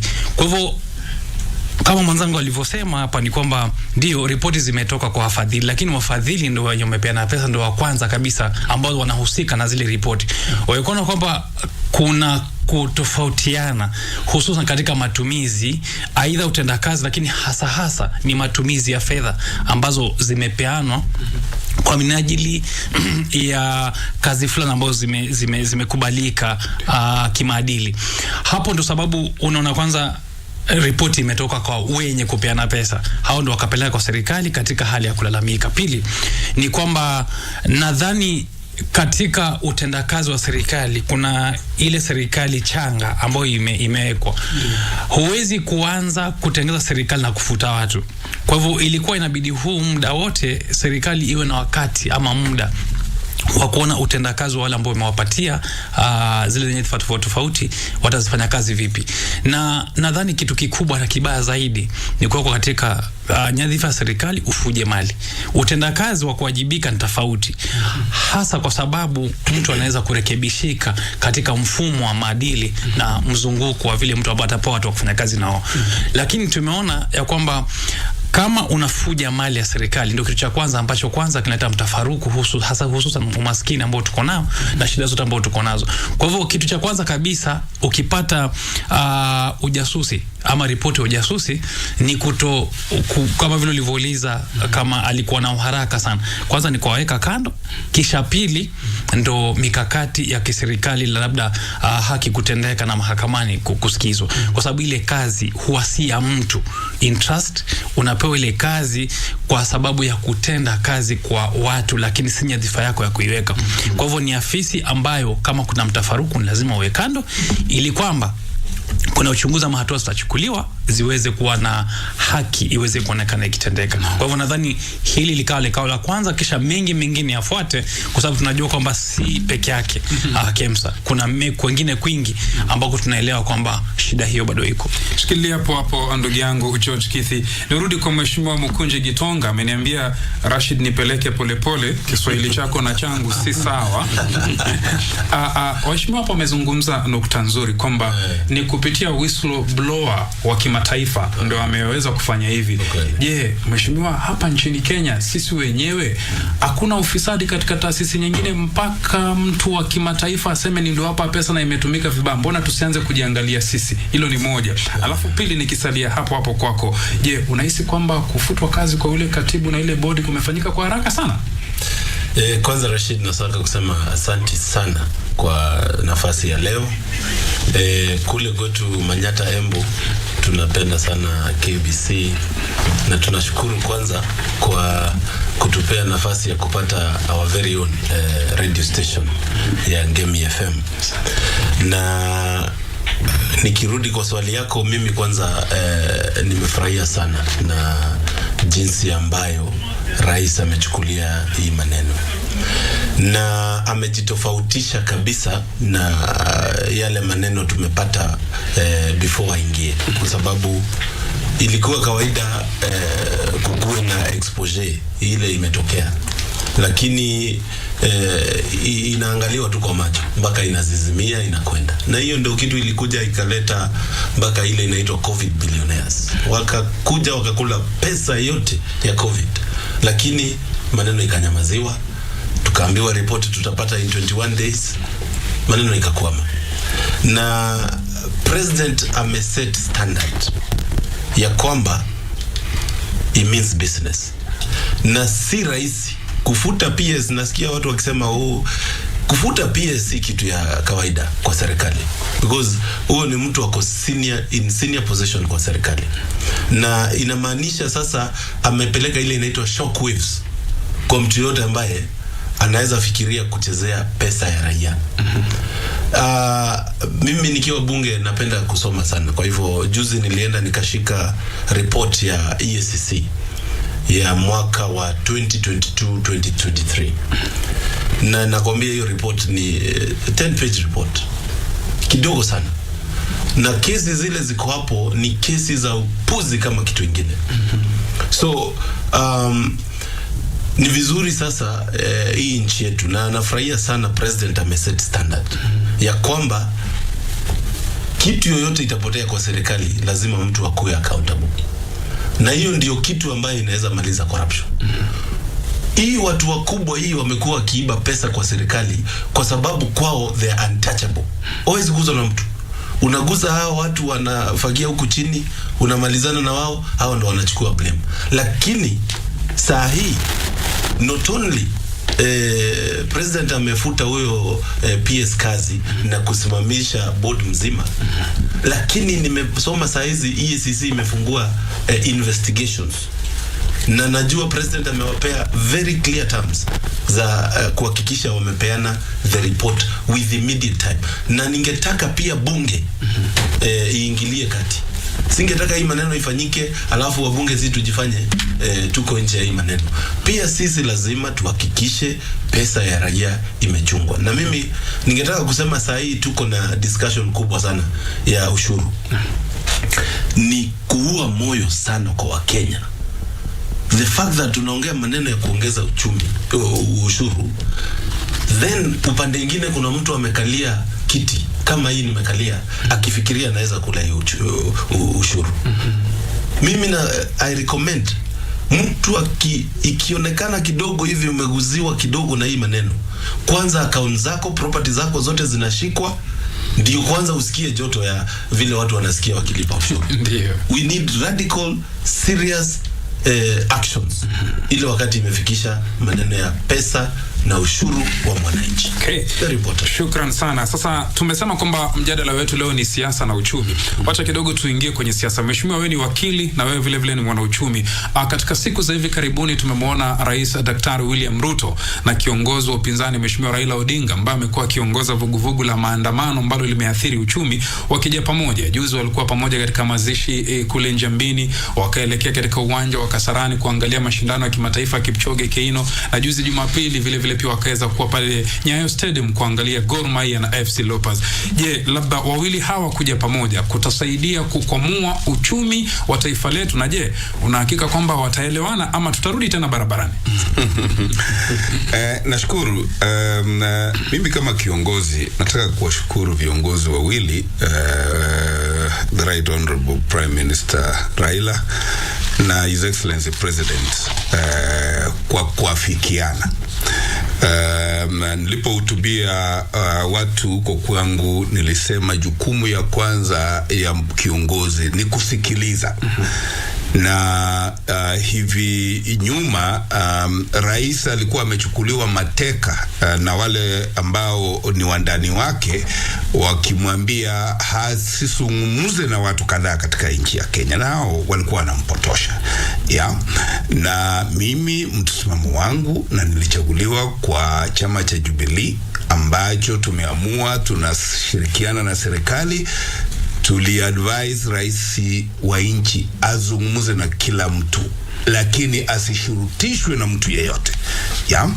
Ndio kwamba nikiona rais azungumza the Right Honorable na anastahili kuzungumza na kila kiongozi yoyote ambayo hata wanatofautiana kisiasa na fikra, ndio tukue na political tranquility. Kwa nini tuasema hivi? Sasa Wakenya tualia, tumepewa ushuru nyingi, na ushuru ni lazima itolewe igaramie mipango ya serikali. Na tukiingia katika hizi tata ambazo nchi yetu ilikuwa imejipata, inafukuza wafadhili, inafukuza investors, na hao investors ndio wanapata profit katika nchi yetu ya Kenya. Hiyo profit inatolewa ushuru isaidie maendeleo. Tukienda malumbano tuwafukuze vile tulikuwa tumewafungisha biashara Nairobi, wengine waelekea Tanzania, wengine waelekea Uganda, hiyo deficit ya ushuru ambayo walikuwa wachangie, kwa sababu kwa kiwapo wengi tunabeba, kila mtu tunadistribute tax kidogo kidogo, inatosha. Lakini wakihama, wewe na mimi wa Kenya ndio tutabeba mzigo yote ya kugharamia serikali. Na ndio nataka kushukuru hao viongozi wawili waliponyoshiana mkono, walipoanza kuzungumziana, na naomba wale wafuazi wao sugu wafuate mwelekeo wa viongozi hao. Watu tuzungumziane. Siasa itakuja, utapiga kura kivyako, nitapiga kura kivyangu. Hiyo si sababu ya kuanza kulumbana, wewe ulipigia huyu, wewe ulipigia huyu. Na mimi nimesema, ukishachaguliwa kama kiongozi, wewe si mgombea uchaguzi tena, wewe ni kiongozi. Niwe mjumbe, mimi ni kiongozi. Sijapigiwa kura na watu wote, lakini ni lazima nihudumie watu wote hata kama hawakunipigia kura. Na tunataka rais wa Kenya pia afanye hivyo. Na nikiwa katika hii forum, mimi namkosoa deputy president na hii sera zake za kutuambia hii ni kampuni. Hakuna kampuni Kenya, my friend. Kampuni hiyo ni biashara zao. Kila mtu, tulienda uchaguzi na kila candidate alikuwa kwa uchaguzi on their own right.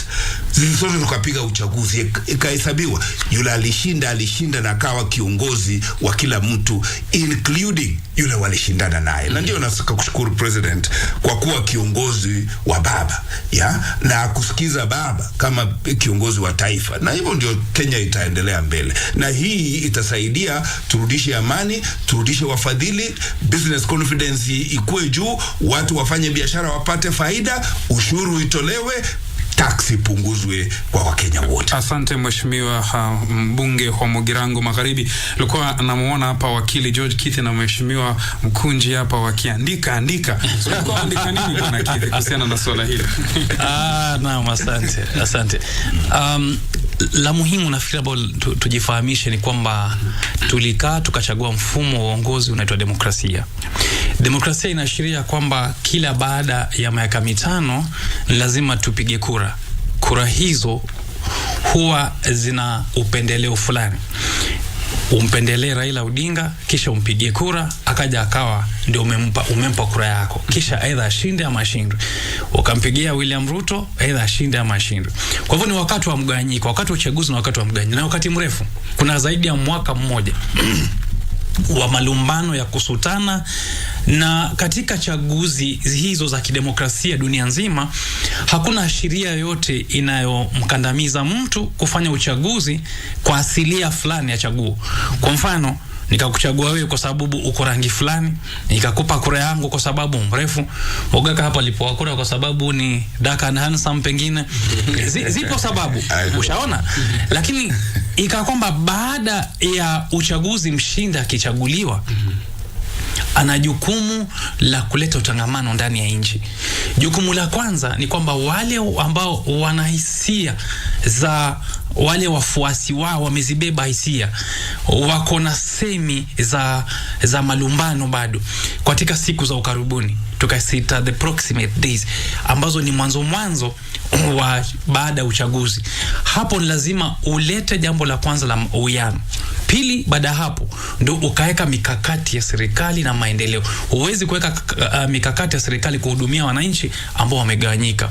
Kwa hivyo ukichaguliwa, ikawa kwamba yale mazingira ya malumbano na migawanyiko ya kikabila, ya kirangi, ya kijinsia, ya kidini, yote unaleta pamoja ili katika jopo moja hilo iwe una nchi moja yenye mshikamano. Kiongozi wa kutajika, a leader worth his salt, ni yule ambao baada ya migawanyiko hiyo yote ya kidemokrasia, hapo tuliletewa mfumo ambao tumezaliwa tukiwa ndani, hatuna budi kuendeleza na kuwa na mshikano nao. Lakini baadaye ukiweka pamoja ndio utaweza kuongoza. Huwezi kuongoza nyumba ambayo imegawanyika. Na kumbuka kwamba katika mazingira hayo, wewe ambao umechaguliwa ndo una jukumu kubwa zaidi. To whom much is given, much is expected. Kwa hivyo yule ambaye amepewa majukumu zaidi katika jamii ndo ana jukumu la kuleta uwiano, kuleta maendeleo na kuonyesha uongozi. Kwa hivyo uongozi bora ni gani? Ni ule ambao unaweza kuwa na uwiano ili kwa mji wa mafanikio kila mtu. Ndio sababu ukaona kwamba imefika wakati kwamba kule kusutana hakutatupelekeza popote. Kama kakangu alivyosema ya kwamba wawekezaji rasilimali wana vigezo fulani wanavyoangalia. Ikawa umeweka sheria nzuri sana za uwekezaji rasilimali. Lakini siasa ukiikosea ya kwamba kuna malumbano, tukiweka vitu vyetu vitachomwa ama vitaharibika, hatutakuja. Hivyo basi katika kule kuwafuata wekezaji rasilimali, direct foreign investment, huwezi kuambia mtu lete bilioni zako 2, 3, 5 uweke kiwanda chako kisha tutafanya kazi, na huwezi kama hakuna utulivu wa kisiasa. Hivyo utulivu wa kisiasa baada ya uchaguzi ndio jambo la kwanza. Alafu pili, mikakati ya maendeleo, ajira zitakuwapo ikiwa kuna uwiano. Kwa hivyo ni mseto wa mambo mengi uongozi. Hivyo basi kuna kitu tunaita symbolism ambao ni ishara ya viongozi. Ukimwona William Ruto amekaa mahali Raila aje ampite, chinchi itachemka. Ukimwona Raila Odinga amekuja akamkumbatia William Ruto, ichi inatulia. Kwa hivyo viongozi pia wana ishara zao ambazo wakizitenda huwa sisi kama wananchi wa kawaida tunasoma kwamba mazingira yako aina fulani. Kumbuka nimesema ya kwamba wao viongozi ambao tumewachagua wamepata hawakupata, wanabeba hisia zetu. Hisia za uwiano ni za wale viongozi wawili, William Ruto na Raila Odinga. Hisia za malumbano pia vile vile ni zao katika semi zao na utendakazi wao na ishara zao ambazo tupatia. Kwa hivyo katika kutuliza inchi ni vizuri ya kwamba kwanza wameonana, na mengi mengine tungewasihi ya kwamba waweze kuyatenda, kwa sababu si wao ambao wanategemea maisha. Najua kwamba mfuko wa unga tukisema kwamba ni 200, 300, wao nadhani hakuna siku watakosa ugali kwa meza yako eti kwa sababu ya shilingi 500. Ni sisi ambao tutakosa, labda huyu mwanzangu hatakosa, lakini kuna wale ambao watakosa. Kwa hivyo nadhani la muhimu ni kwamba hata uchumi wenyewe unawategemea wao. Kwa hivyo kama wamelisoma hilo, basi tuweze kukubali ya kwamba uwiano ndio. Kuna wale ambao kama kuna mtafaruku pia wanapata hela hapa na pale, ama wanapata faida hapa na pale, lakini tumesema kwa wengi wape. Kwa hivyo nchi nzima ingekuwa imetulia zaidi na itaendelea kutulia zaidi ikiwa kutana uwiano. Labda tuzidi kuombea pia ya kwamba nchi iweze kutulia. Tutalumbana tena ikifika 2027. Yes, hapo tutalumbana tena. Asante sana msikilizaji, mtazamaji, endapo ndo kwa sasa unafungua runinga yako ya KBC Channel 1 unajiuliza ni nini ambacho kinakiendelea. Ni kipindi Zinga kwa ushirikiano wa Good Morning Kenya, na ndani ya studio niko naye Mheshimiwa Mogaka ambaye ni wakili na vile vile pia ni mwanamchumi, mbunge wa West Mugirango, na vile vile pia niko naye Mheshimiwa Mkunji Gitonga, mbunge wa Manyata, na niko naye wakili George Kithi. Tunajadili siasa za kiuchumi. Endapo ndo kwa sasa unafungua redio yako, hii ni KBC Radio Taifa Sauti ya Mkenya. Upande wa pili niko naye mwenzangu Dora Manya. Nikirudi kwako mheshimiwa, na tukupatie nafasi uweze kuchangia swala hili. Kwani kila uchaguzi itakuwa uchumi ukianguka mpaka mheshimiwa Raila Odinga atafutwe? Rashid, wacha nikwambie na nakubaliana na marafiki zangu hapa. Lakini ni vizuri sometimes pia sisi kama nchi tunajiuliza maswali. Nimekuwa nikifuatilia kimakini sana jinsi hii maneno ilipoanza kutoka ile wakati maandamano iliitwa mara ya kwanza, na pia nimeangalia zile recommendations zimeletwa na timu ya opposition kwa ile bipartisan team ambayo ilitengenezwa, na nilisoma hizo recommendations zao, nikajiuliza hii ilikuwa sababu ya maandamano? Kwa sababu hizi vitu hata mimi mwenyewe naweza watatulia haraka sana. Kwa sababu kitu ya kwanza, na ni vizuri sana tukue tunaongea ukweli. Number 1, ukisema uchaguzi iliibiwa na useme niliibiwa uchaguzi na sitambui rais, ni mahali mbaya sana ya kwanza. Na ni vile tushukuru Mungu tuko na rais ambaye anaweza chukua terolate a lot of nonsense, kwa sababu nimesikiza mzee wetu Raila Odinga akiongea kila mahali, atambui rais. Hata akiongea mbele yake anamuita mheshimiwa William Ruto, na ni rais wa Jamhuri ya Kenya.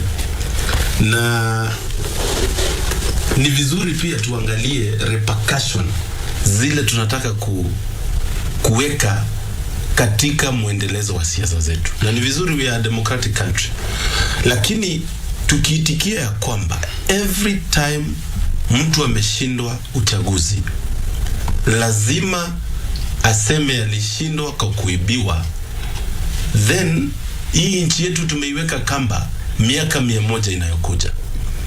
Na hiyo ndio kitu ningetaka hii bipartisan talks iweze kutatua. Mimi hakuna kitu kingine ningetaka waweze kutatua.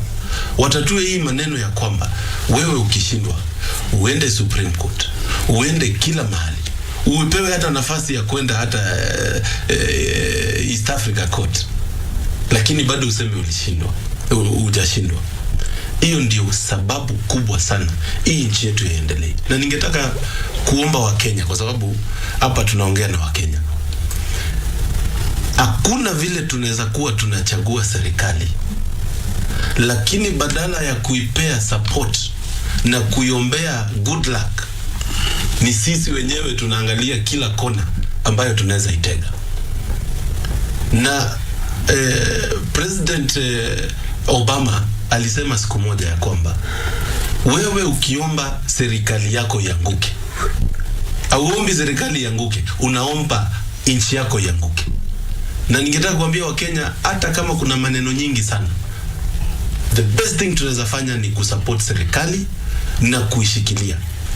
Wakati maandamano ilifika, Rashid, mimi nilikuwa mtu mmoja ambaye walikuwa very worried, kwa sababu mimi ni kiongozi ambaye nimechaguliwa sasa, niko na 8 months, na ni wakati yangu ya kwanza kuchaguliwa kwa kiti. Congratulations. Na niko na ile moto ya kudeliver kuhakikisha hii nchi yetu tumeleta impact ya kubadilisha maisha ya Wakenya. Lakini all of a sudden mzee ameenda nje, amerudi miezi 6, akasema sasa mimi niliibiwa, fungueni server, naenda kwa streets.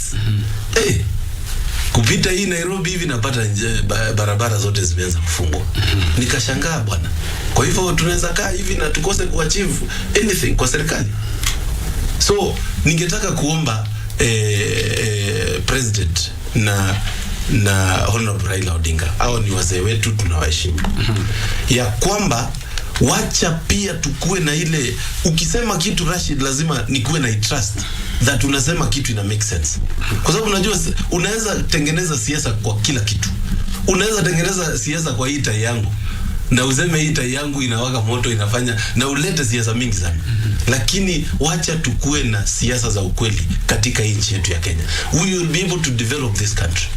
Wakati watu wanaona mtu akisema uchaguzi iliibiwa, na kila mtu alifuata hii process yote mpaka mwanzo mpaka mwisho, na wakajua nani alikuwa na power za kuiba na mwenye alikuwa na power za kuiba uchaguzi, inakuwa uchungu sana kwa mtu mwenye anaangalia hiyo kweli. Na Wakenya siku hizi si wajinga. Kenyans are wise. Wanaona hii kitu na wanaona mbele kabisa.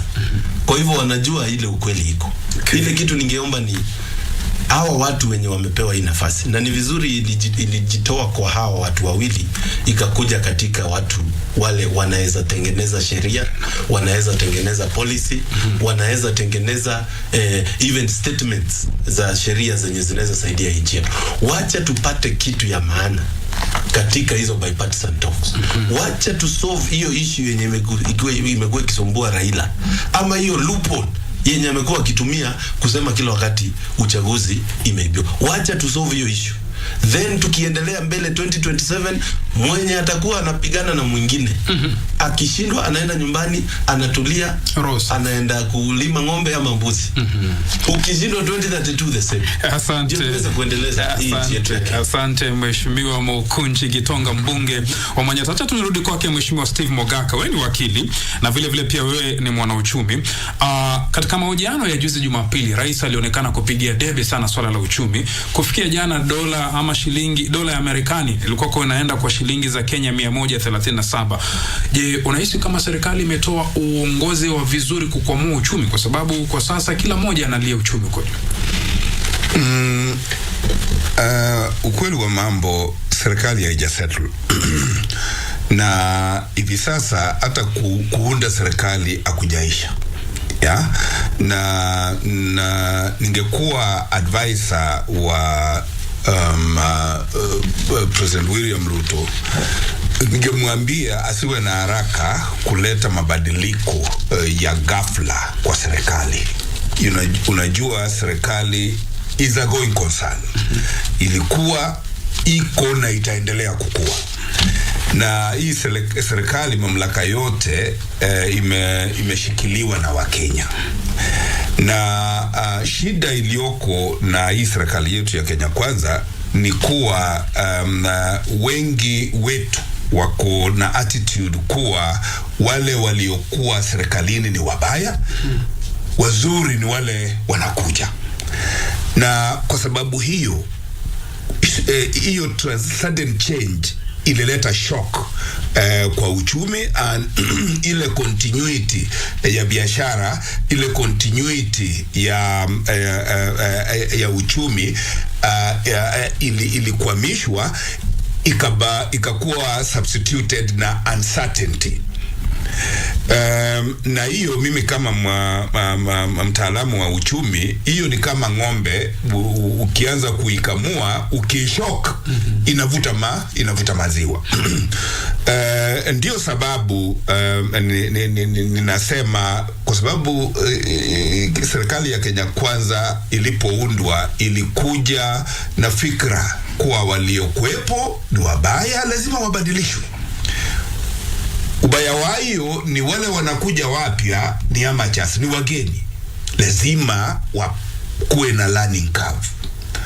So huu mwaka wa kwanza wa serikali, hiyo ni mwaka wa lazima hasara, kwa sababu mimi nimesimamia mabenki na tunajua jinsi biashara inasimamiwa. Ukileta sudden change, everybody withdraws. Wanakucheki tu, wanakupa macho, wacha tuone utaenda wapi. Tumefanya kazi kule, na kuna wale wanajua vile maneno ufanywa. Wewe umekuja wajifanya wajua, wafanya kivyako, wana withdraw, wanakuangalia na utagonga ukuta. Hiyo ni hasara utakuwa umeandikisha kwa hiyo kampuni. Hii season ya first year ya transition ni hasara tutaandikisha kwa Kenya. Ndio sababu uchumi na bite, ndio sababu dola exchange rate yaendelea kupanda. It will take us time kusettle. Ni kama nikitoa mfano wa ndege, katika take off sasa tunaelekea kupanda.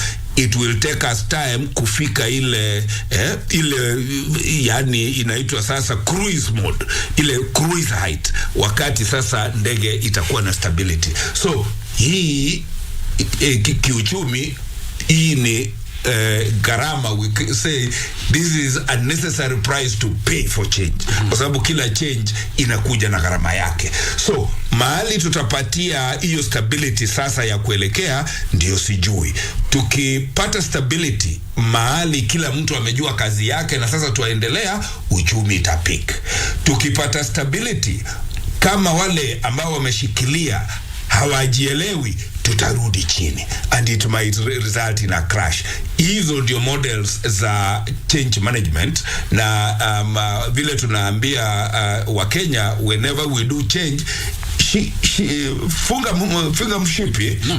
mshipi, kwa sababu hii change saa ingine unaenda kwa mawingu, inaweza tetemesha.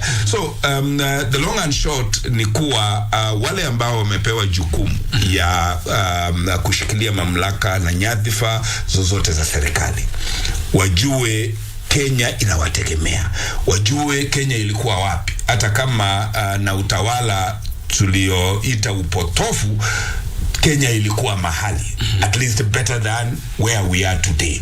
So prayer yetu wa Kenya ni tukimaliza hii transition, watu wetu wale ipewa nyadhifa wasitufanye kama hiyo ya KEMSA na Ministry of Health, washikilie na waelekeze warudishe meli kwa baharini, basi tutaona kama Kenya itaenda mbele. But Kenya is a very resilient country, and I can promise you Kenya will always fight the storm. Na we will get back better and healthier. Asante Mheshimiwa Steve Mogaka hapa. Tukimwacha uchumi utaingia hapa ndani ya studio. Wacha nirudi kwake wakili George Kithi. Pendekezo hili la kuinua uchumi, Mheshimiwa Kithi, serikali ya Kenya Kwanza imesema kwamba inataka angalau kupunguza ile formula ya serikali iliondoka ya kuweza kukopa, na inataka sasa kuchukua ushuru kuweza kujisimamia yenyewe. Lakini kuna swala hapa linajitokeza, je, nchi hii inaweza kuendelea vipi kunapokuwa na ushuru ambapo Wakenya labda wanasema umepita kiwango fulani? Tukizungumzia kuhusiana na finance bill na wabunge wako hapa. Naam. Asante sana. La muhimu ni hili kwamba hakuna kiongozi hususan rais ambaye ataingia katika uongozi atumie pesa zake kufanya uongozi ama kuendeleza uongozi.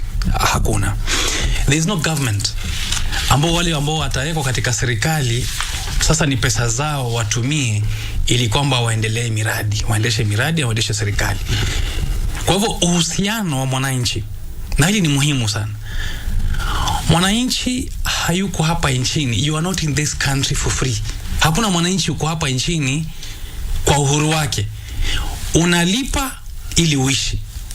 Kwa hivyo utalipa ushuru ili wewe mwenyewe uchague viongozi waweke katika mamlaka, hususan serikali kuu, executive, ambao ni president na wengine, ili wao wakuongoze wewe. Kisha utoe pesa na mwingine atoe, tuwe katika jopo moja. Jopo hilo wao walikalie, wagawanye hizo pesa. Pesa za barabara, pesa za KEMSA, zingine ziliwe, zingine zilete maendeleo. Huo ndio uhusiano kati ya serikali na mwananchi. Now, katika uhusiano huo hapa katikati tukaweka watu ambao kazi yao ni kuangalia wale ambao tumewapa mamlaka ya pesa zetu za ushuru wanazitumia kivipi. Tukaita oversight. Oversight hiyo inafanywa na bunge. Tumeelewana sasa kufikia hapo.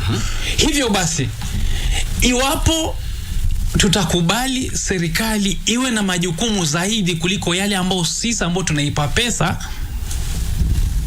inatupita masikio. Kwa hivyo majukumu ya kununua ndege, ya kuleta vifaru, ya kubadilisha mfumo wa elimu ambao sisi ndio tunalipa, wa kuleta maendeleo ambao kutakuwa na serikali kuu na serikali ndogo, devolution, na mengine mengi, sisi ndio tunalipa. Hakuna mtu atalipa. William Ruto, Uhuru Kenyatta, Kibaki, Moi, wote hawakutumia hela zao za kutoka mfukoni. Kwa hivyo kama serikali iliyopita, na kakangu Mogaka amesema serikali ina ile corporate identity, ina mwendeleo hata kama hatamu ya kiongozi imeisha. Kwa hivyo kama kuna serikali iliomba pesa kupita pesa zetu ambazo ziko mfukoni, kiwango fulani ambacho lazima tupeane, hata ikiondoka leo, kesho kutwa, jukumu lile la kulipa hizo pesa ni yetu sisi wananchi, na si viongozi ambao wamekuwa pale. Ndio wao pia watalipa ushuru, lakini kwingi ni kwamba sisi ndio tunalipa. Kwa hivyo tupende tusipende, ile serikali hata kama tutaiangalia katika utofauti na sisi, ni sisi ndio tumeweka pale, na maamuzi yao yana mshikamano kama maamuzi yetu. Mwishowe ni kwamba lazima tujukumike kulipia serikali. Kwa hivyo kama China tuna pesa zao, tutazilipa. IMF, World Bank na wale wote tumekopa pesa kutoka kwao. Je, ni sawa kuchukua pesa kisha tuzilipe kwa hali fulani ya faida kwa wale ambao tumechukua kwao? Inamaanisha kwamba pesa tunazipeleka nje? Ama ni vizuri ya kwamba tuchange zaidi kupitia kwa ushuru, ili mradi kwamba zile pesa ziwe hazitoki nje, zibaki hapa nchini? Ika kwamba hakuna jibu sawia pale, kwa sababu mzigo wote unabaki na nani? Na mwananchi. Mwisho ni kwamba jambo la kwanza nadhani ya serikali ikiingia ni kutafuta ule mzigo wa mwananchi. Je, anaweza? Ndio kulipa tutalipa, lakini ule mzigo tunampa anaweza? Kuna yale maendeleo ya moja kwa moja, maendeleo ambayo tunaweza kukaa yakakabiliwa baadaye, ili mzigo wako sasa uwe na afueni na mzigo wa kesho uwe na afueni. Mwenye kulifanya hilo ni nani? Kuna wale viongozi tumewapeleka kusimamia hilo, ambao ni wale wanaosimamia bajeti za nchi. Wale ambao wako katika executive ama taasisi ya urais, hao watasema ya kwamba tunataka kufanya hiki na hiki na hiki. Kwa mfano, kuongeza reli ya kutoka Naivasha kupeleka wapi Kisumu ni bilioni fulani. Wale ambao watasimamia bajeti ambao ni wabunge watasema ya kwamba ngoja kidogo, mazingira ambayo tuko nayo sasa si mazuri, tusitishe hili, linaweza kufanywa baada ya miaka 5, miaka 7, miaka 10. Lakini muhimu ni hivi ya kwamba ni kupima maji na unga. Mazingira ambayo tuko nayo sasa ni kwamba tumekopa sana, na kwamba zile expenses ama majukumu ni makubwa kuliko miaka michache iliyopita. Inamaanisha ya kwamba lazima tuendelee kufunga kamba zaidi, lakini kuwe kuna njia na mikakati ya kuweza kupenyeza zaidi rasilimali kutoka nje, ili kwamba kuwe na afueni ya mazingira na hali ya gharama ya maisha hapa nchini. Shukran Bwana Kithi.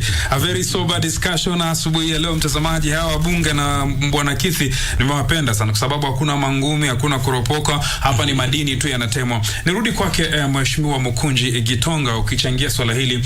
Miongoni mwa majukumu yenu kama wabunge ni kutuwakilisha wale waliowapigia kura, lakini hawa waliowapigia kura wawaambia kwamba uchumi umekuwa mwingi, lakini na nyinyi wabunge mnasema whether mnataka ama mutaki finance bill itapita. Hapo unaona vipi mheshimiwa? Unajua Rashid, ni ukweli, wabunge ni representative ya wananchi, kwa sababu mimi siwezi enda hata kamwe upande wale watu wangu wa Manyata hawako. Mimi hiyo ni kitu moja nimeamua, kwa sababu mimi ni mfanyikazi wao. Mimi nimetumwa kuwa represent, si kujirepresent mimi, kuwa represent. Lakini pia ni vizuri tujue ya kwamba uchumi ile iko saa hizi iko na factors nyingi zaidi ambazo zinafanya ikuwe ngumu. Tuko na shida ya kimataifa ambayo imekuwa now for a while, kuanzia maneno ya post covid, kukuja hii maneno ya vita za Ukraine na Russia, na maneno ya mafuta, maneno mingi sana, dola kupotea, na US kujaribu kurudisha dola katika nchi yao. Hiyo yote ina affect ile gharama ya maisha. Na juu saa hizi ni wakati wa serikali kujipanga. Mimi nataka kukuuliza swali Rashid. Wewe upewe kiti uambiwe sasa hii KBC tunataka ianze kutengeneza profit ya 100 billion. Alafu useme mimi ili nifanye hivi nataka hii na hii. Alafu uambiwe hapana tukupei hiyo. Utaweza kufanya kazi? Ngumu sana. Kwa hivyo ni vizuri pia tuelewe serikali na ile mikakati ipo saa hizi katika serikali ya Kenya Kwanza. Ni kwamba tunaangalia jinsi ambayo zile vitu tungetaka zifanyike ndio mwananchi afaidike, ndio tuweze kupata nafasi ya kuajili vijana karibu 40% wale wako jobless, tuweze kufanya uchumi yetu itoke katika madeni. Saa hii deni yetu iko karibu 10 trillion. Hatuwezi endelea kupandisha hiyo deni. Hiyo maneno yote ili fanyike, lazima tukae chini tuangalie jinsi ambayo tutatengeneza ile inaitwa internal capacity. Ile sisi wenyewe tuweze kujiendeleza. Na pia mimi recommendations zangu ni hizi, kwa sababu hiyo bill ya finance bill mimi nimeisoma. Ya kwamba kitu ya kwanza ni lazima tuangalie jinsi ambayo hii pesa itatumika vizuri. Na ni vizuri vile president ameonyesha hataki nonsense na pesa ya wananchi.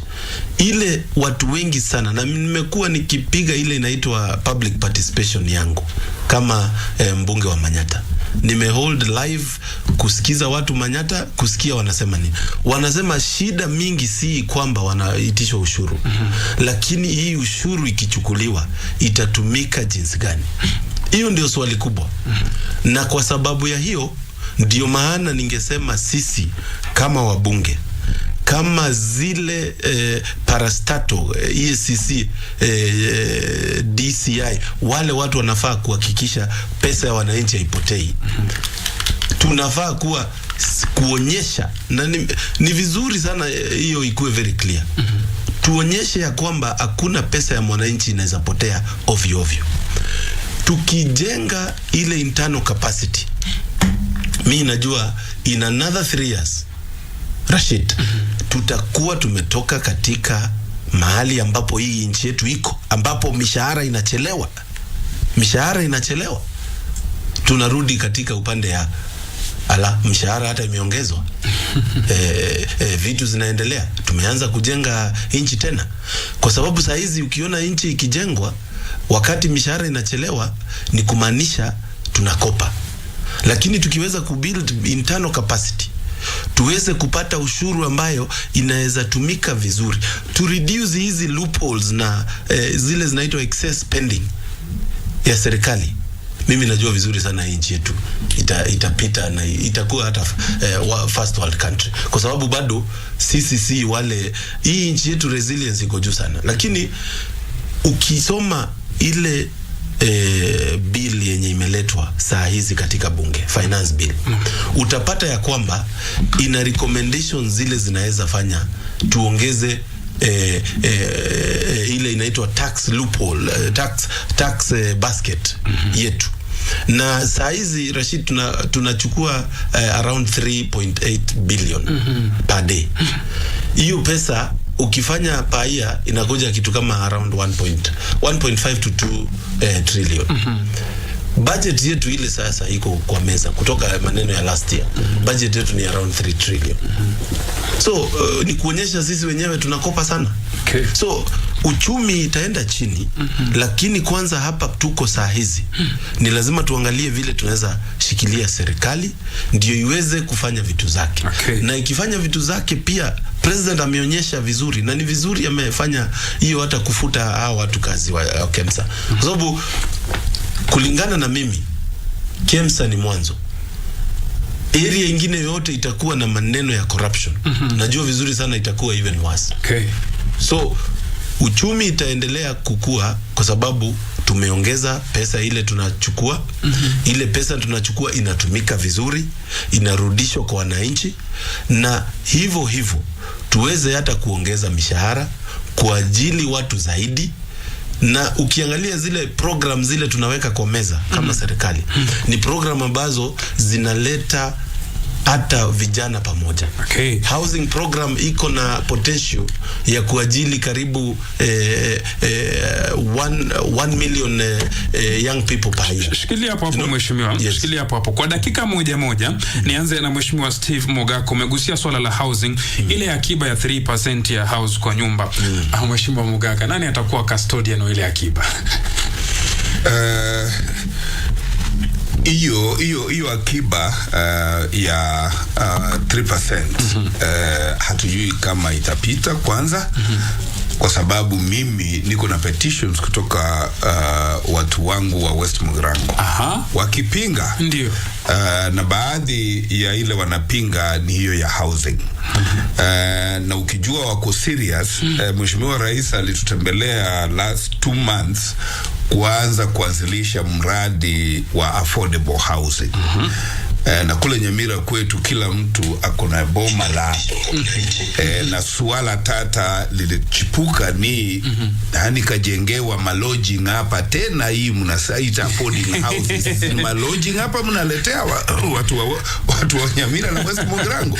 Ndio tuka advise rais kidogo priorities za pande hiyo, tukamwelekeza sisi hapa tunataka industrial park na vitu kama hiyo. Ikisha kuwa bus housing itahitajika, kwa sababu wale wafanyikazi wa industrial park watahitaji manyumba, wakazi wa hapa tayari wako na nyumba. So ndio sababu nasema hata usiniulize hiyo 3% itakuwa kwa mikono ya nani. Kuna utata na tuna tumaini tukiingia kule bunge tutajadiliana na tutaona ni jinsi tutasaidia serikali ipate pesa za kutosha za kuoperate, lakini pia tusiweke mzigo kwa wananchi. Na kwa sababu ulinipea dakika moja tu, nipe pia nusu dakika ya kuwashukuru watu wangu wa West Mugrango kwa kunichagua kama mjumbe, na naendelea kuapa kwa sitaangusha hiyo constituency. Nitawatetea kwa vyovyote vile, na nitakuwa mstari mbele kusupport serikali kwa kutenda vyema na kuwakosoa na kuwarekebisha wanapo enda kombo. Na kwa hivyo, na hata wengine wamenitumia ujumbe, I want to assure them that West Mugrango will never be the same again. Tuta raise bar kwenda juu na juu zaidi, na tunawaalika wafadhili pia kuja katika Nyamira County. It will never be the same again. That's the best investment destination west of the Rift Valley. Asante mtazamaji. Mheshimiwa anajipigia debe na mauzo, lakini nitamfanyaje? Yeye ni wakili. Labda nimpe dakika moja bwana George Kithi na asante. Mimi sijipigii debe. Naona kakangu wakili amegeuka kidogo, lakini hali ya maisha.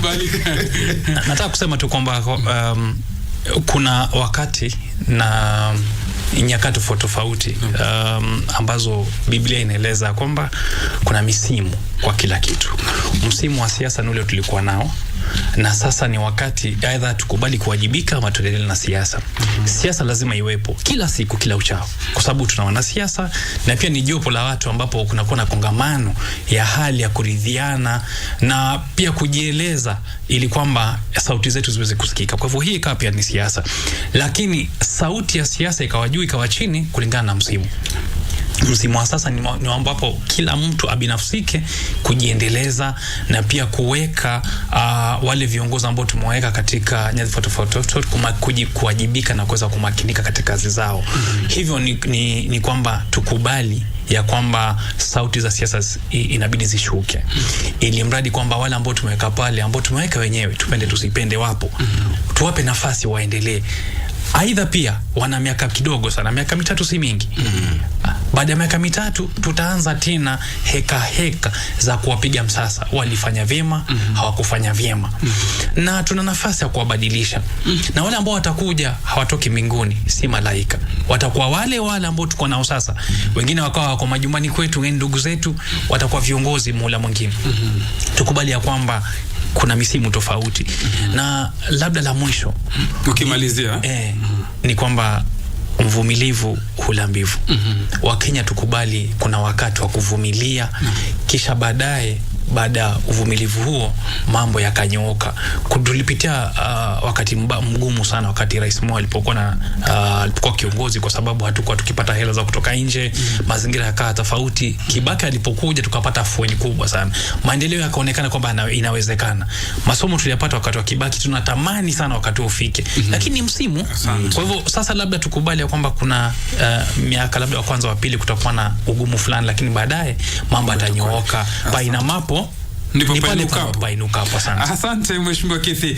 Tumalizie ndugu yangu Mheshimiwa Mkunji Gitonga, na ukimalizia ndo tumpishe Bwana Martin Kingasi atusomee taarifa ya habari. Vile vile pia ningekuomba tupatie update ya matayarisho ya madaraka kule Embu. Okay, asante sana. Kwanza kabisa mimi nashukuru kwa nafasi, na nataka kuchukua hii nafasi kusema hii Kenya yetu ni Kenya tunafaa kuipenda zote, na to support serikali ambayo iko, kwa sababu hakuna serikali nyingine tutapata kwa miaka mingine 4 ambayo inakuja. Na nitarudia vile nilisema hapo mbeleni ya kwamba ukiomba serikali yako ianguke ni kumaanisha unaomba nchi yako ianguke. Ile kitu unafaa kufanya ni wakati kuna maneno mzuri unasema tik, wakati kuna maneno mbaya zote tunaungana kusema no, kwa sababu lazima hii nchi yetu tuweke siasa ya kitu inaitwa logic na ukweli. Ile kitu inaonekana hapa ni mbaya, hapa ni nzuri, na hiyo ndio kitu ya muhimu. Ya pili, mimi nataka kualika kila mtu katika Madaraka Day kule Manyata constituency in Embu. Tutakuwa hapo na viongozi wengi pamoja na marais wa nchi zingine. Na ni mara yetu ya kwanza katika Embu County kuhost Madaraka Day. Ile stadium yenu nzuri inaitwaje? Emirates. Na mimi najivunia ya kwamba imefanyika mimi nikiwa mbunge. Ndio. Ya pili ni kwamba pia ni Madaraka Day ya kwanza ya His Excellency the President. Ndio. Kwa hivyo hata yeye najua hii ataweka kwa ile records za history ya hii nchi yetu ya Kenya. Okay. Na Madaraka Day hii yetu inakuja ku showcase Embu yetu vile iko. Na wacheni niwaambie kidogo. Embu County kwa sekunde tu. Kwa sekunde. Embu County ni county unique sana. Watu wengi hawajui wale athletics wengi sana huku nchi yetu ya Kenya. Before waende kule nje wanakuja Manyata kwanza kufanya training kwa sababu ni high altitude area. Na tunataka kushowcase hiyo kwa mataifa yote. Na ndio maana tuko na stadium tumejenga mzuri sana, saa hii inafanya kumaliziwa. Tuko na sports complex ambayo inajengwa pale mahali panaitwa Njokiri. Ndio kuweza kuleta hawa watu wote na walete pia ushuru wa nchi. Pia tuko na route ya kuingia Mount Kenya Irangi Fort. Ambayo sasa hiyo itakuwa direct route na is the best shortest route kupanda mlima. Asante. Huyu mheshimiwa pia anajipigia debe. Nashukuru sana kwa nafasi. Asante. Mimi tu niweze kuwashukuru in fact nyinyi wabunge wawili kwa sababu saizi bunge liko likizo lakini mmepata fursa kuweza kuja kuzungumza masuala muhimu sana ya kitaifa. Shukrani sana bwana Steve Mogaka. Na asante sana vile vile pia bwana Mukanji na bwana Keith, huyu si mgeni hapa KBC, hata naona akiingia tu KBC amjua Keith amekuja. Asante sana. Asante sana. Shukrani. Mtazamaji, kila kilicho na mwanzo hakina budi kuwa na mwisho. Shukrani sana kwa mafundi wangu wa mitambo kutoka upande wa redio Immaculate Kathomi. Shukrani sana Theophilus. Shukrani sana Dennis Meso. Shukrani sana na vile vile pia chini ya amiri wenu jeshi mkuu bwana Kimani. Asante sana. Kwa upande wa mafundi wa mitambo, wapiga picha wangu hapa wa runinga, asanteni sana kwa kazi nzuri, bila kumsahau mwelekezi wangu bwana Martin Njeru ambaye pia yeye ananiambia leo haitwi Martin Njeru, anaitwa Ngemi FM. Na kwa niaba ya wakuu wangu, mkuu wa idara ya redio katika shirika la utangazaji nchini B Mary Daraja, vile vile pia mkuu wa vipindi katika runinga bwana Michael Ndetei, wakuu wangu wa kitengo hiki bwana Martin Kingasia, bila kusahau mtayarishi na mwelekezi wangu Geoffrey Onditi. Mimi naitwa Rashid Momkondo na kuregesha Radio Taifa kwako Dora Manya na kuregesha Channel 1 kwa wenzangu Doreen na vile vile pia Victor na Ram Agok. Asanteni sana. Asanteni sana.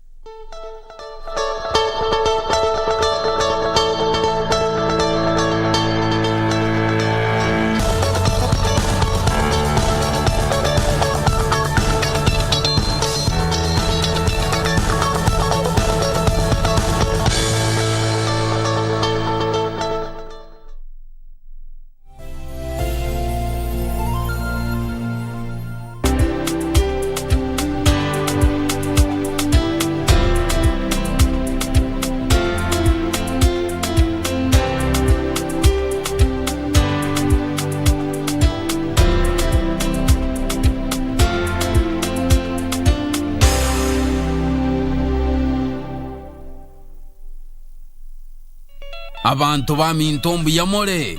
Your favorite Ekegusi station, Minto FM, is now at your doorstep. Enjoy the hottest KC music, informative and entertaining shows, and reliable news only on Minto FM. Tune in to Minto FM on 91.7 FM in Nyamira, Kisii and its environs. Minto FM in Nyamira in Nyamira.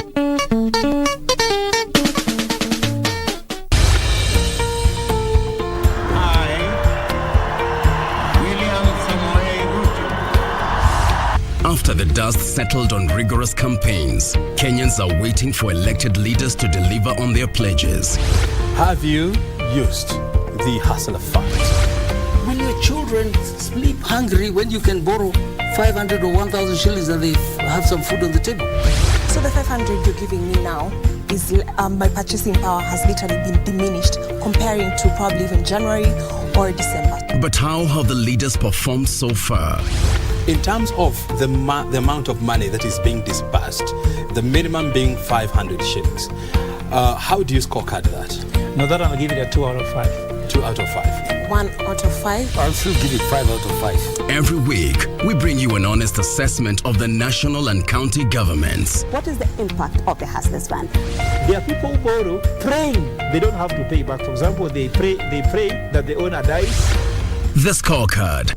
Every Tuesday at 10 p.m. on KBC Channel 1. So baby, I'm telling you, I'm sorry, but I'm leaving you. You never should have made me cry. I'm sorry, but I'm leaving you. Like I checked it in rehab, and baby, you're my disease. You're my disease, yeah. It's like I checked it in rehab. Can somebody help me, please?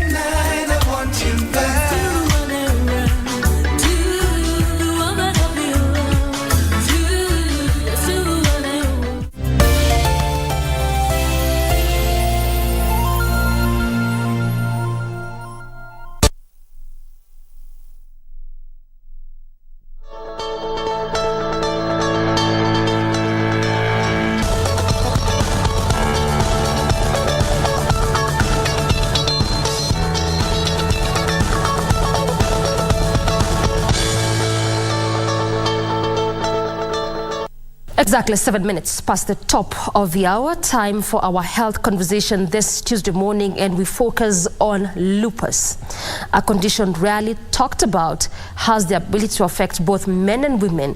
And according to the latest survey done in 2020, it indicates that in this country, about 20,000 persons suffer from that. 1 in every 6 people suffer from one form of lupus or the other. That is what we navel gaze for the next 15 minutes, and for the same, I have created FaceTime with Vatika Dabal to my far right, who is the brand ambassador for Lupus. Right next to her is Miriam Karanja, Lupus warrior. Ladies, karibu to the program. Thank you. Let's just broach this discussion from basically understanding what this condition is, because you realize even off air, I was learning whilst you are coming on air.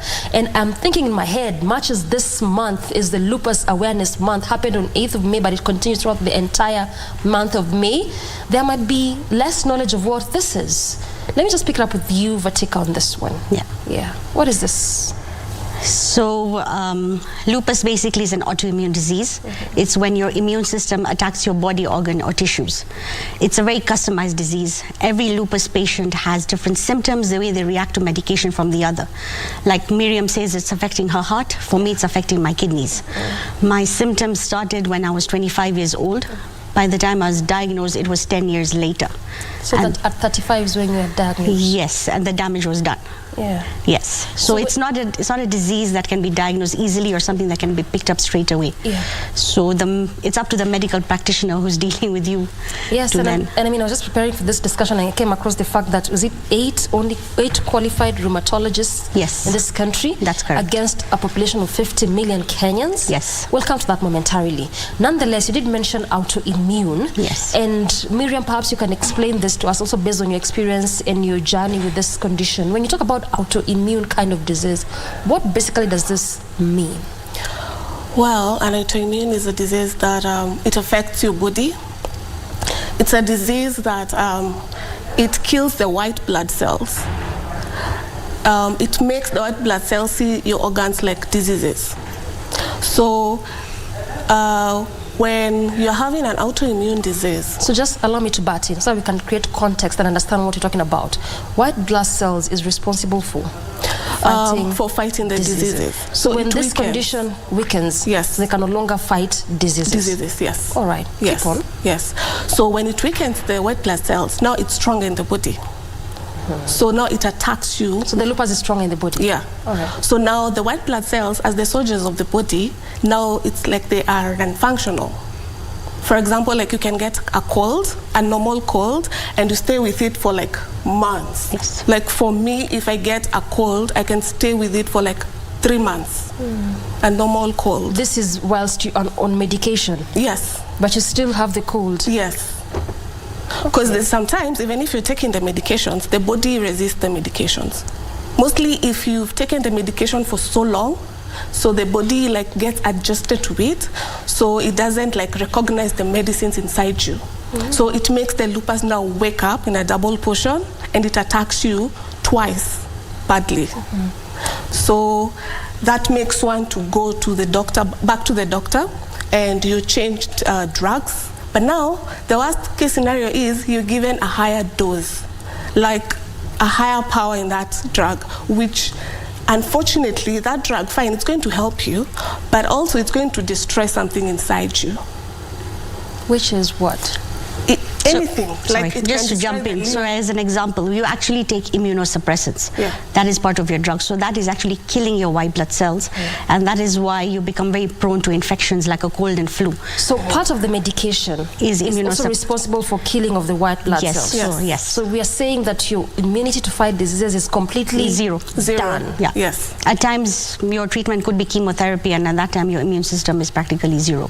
So the way everyone lived during COVID times, that is how a lupus patient is generally 24/7. So even when COVID hit, but that was our lifestyle. You're a germaphobe. You always make sure you're sanitized. When you go out in public, you have to make sure you're wearing a mask, because someone's flu can kill you. Yeah. Because now you're susceptible to this. Yeah. So really, what then causes this condition?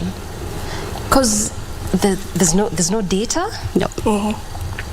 So I think majority of it is genetics, from what we've read or what I've read. But like in my case, nobody has it in my family.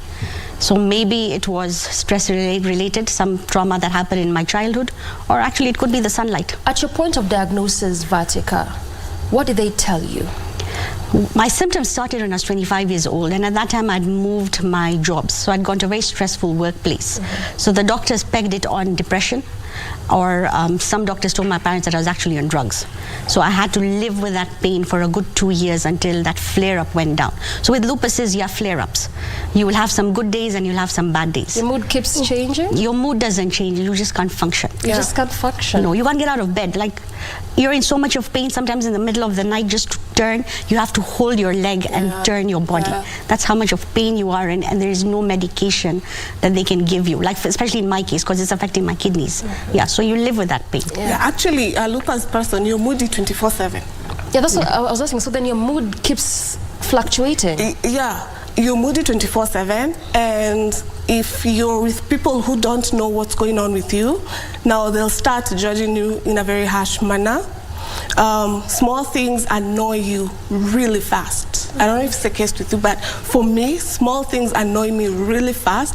Or when I get hungry, I get annoyed. I don't want to see anyone. When you get hungry, you I get are annoyed. angry. Yes, completely. Is it because of the steroids?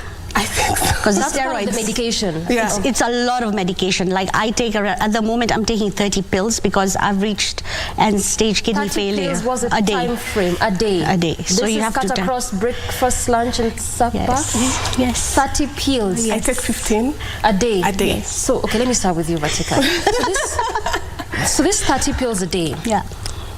Morning hours, how many do you take? Around 10.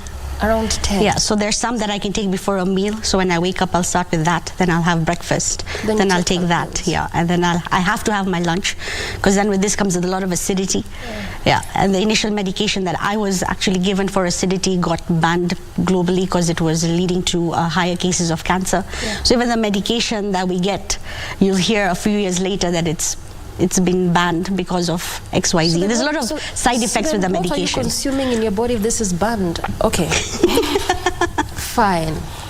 I mean, this just orients my mind to think of a lot of other questions. But I want to begin on this one with you, Miriam, because we are saying that we have different forms of lupus. It's not just when you say person X has lupus, person XYZ, it's lupus as is. It's different forms for different people.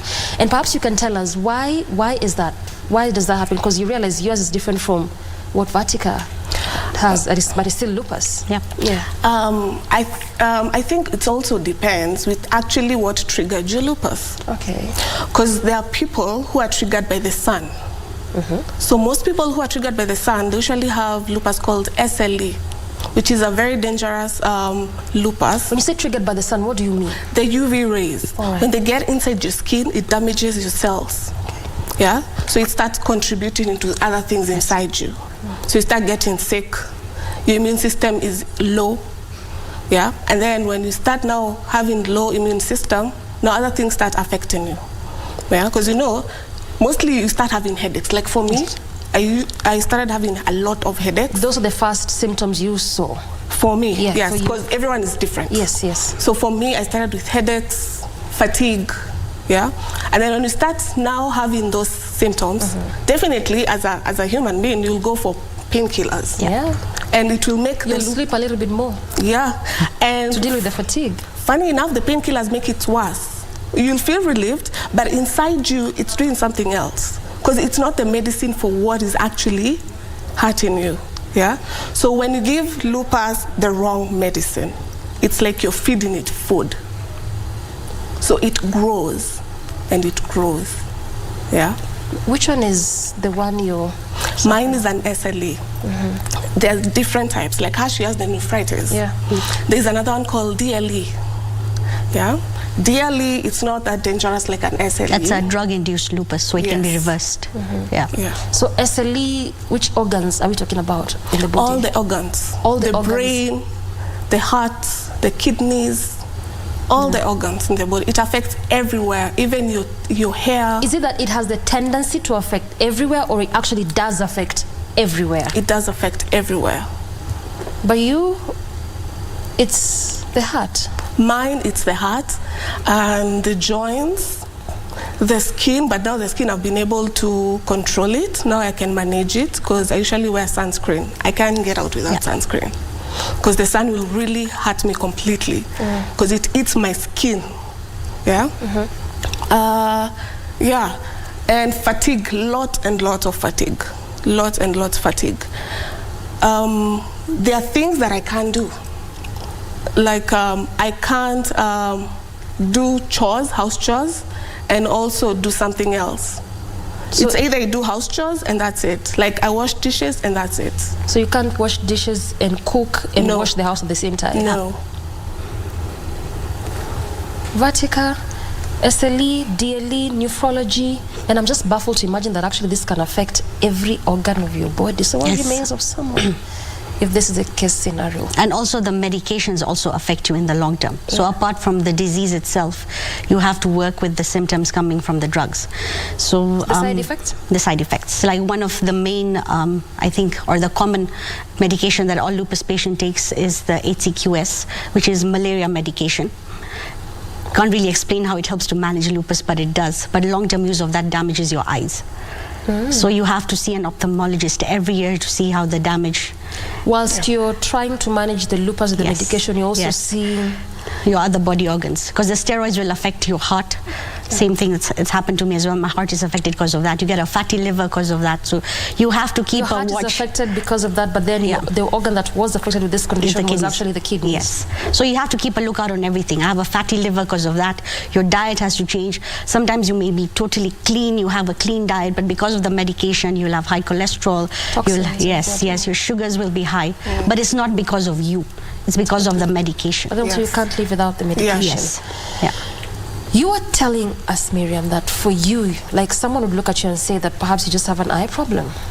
You're wearing specs, but you're wearing both contacts and glasses. And glasses. Yes. And for those people with eye conditions, it's either like eye, you either do the specs or you do contacts. Yeah. You choose. Yeah. But you have both. Yeah.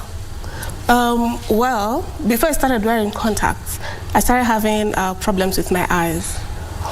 I couldn't see one eye, my right eye.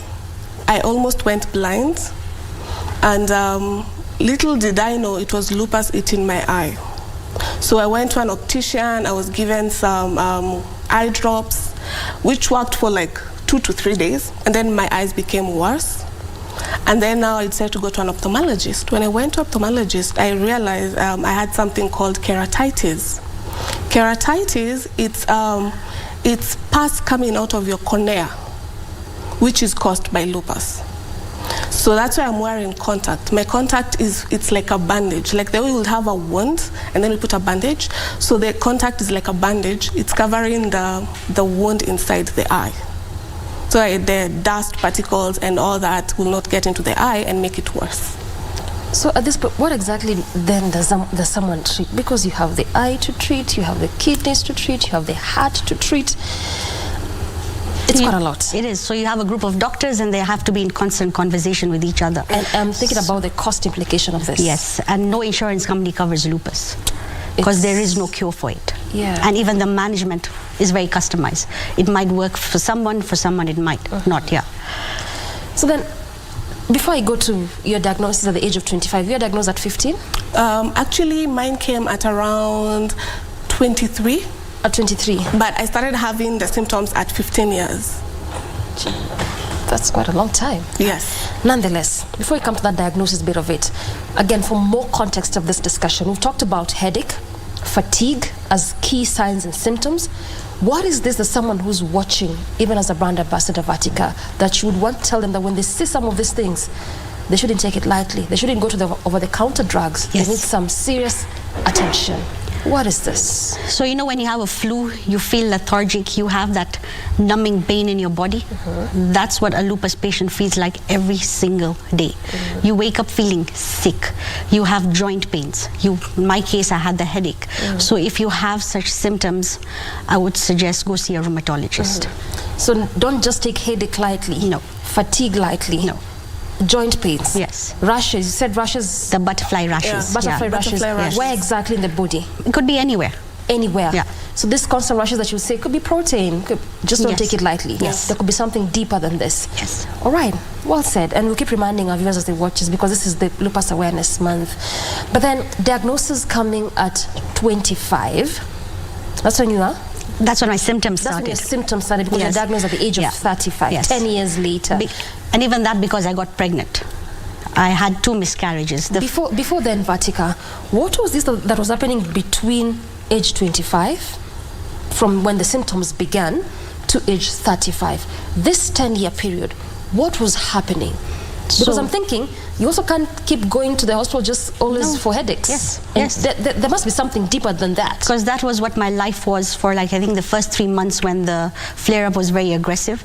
I'd be at work Monday to Friday, Saturday and Sunday I'm in the hospital on steroid IV because to numb the pain and all that, but nobody knew what was wrong. So you live... So what are they treating you for? They had no idea. So drugs is for what? The steroids was to now help with the pain. So it helps, so you feel normal for like 3 days and then the pain comes back again. So let me get this. So the headache pains. Yes. The joint pains. Yes. The fatigue, because you didn't have the rashes. No. So they're giving you steroids to treat this? Yes. Okay. And then, so at the same time, you're going for MRIs, you're going for CT scans, you're seeing an ophthalmologist, you're going to see a dentist, you're going to see an ENT, trying to figure out what's causing that pain. Eventually, they said I had something called occipital neuralgia, is when a nerve gets pressed in your brain. You can't really pick it up in a CT scan or an MRI. But that was not the case. It was lupus. So and then as a patient, you figure out what your flare-ups, what your triggers are. Okay. So for me, it's the sun. When you go in the sun, you know the headaches are going to begin, so you avoid the sun.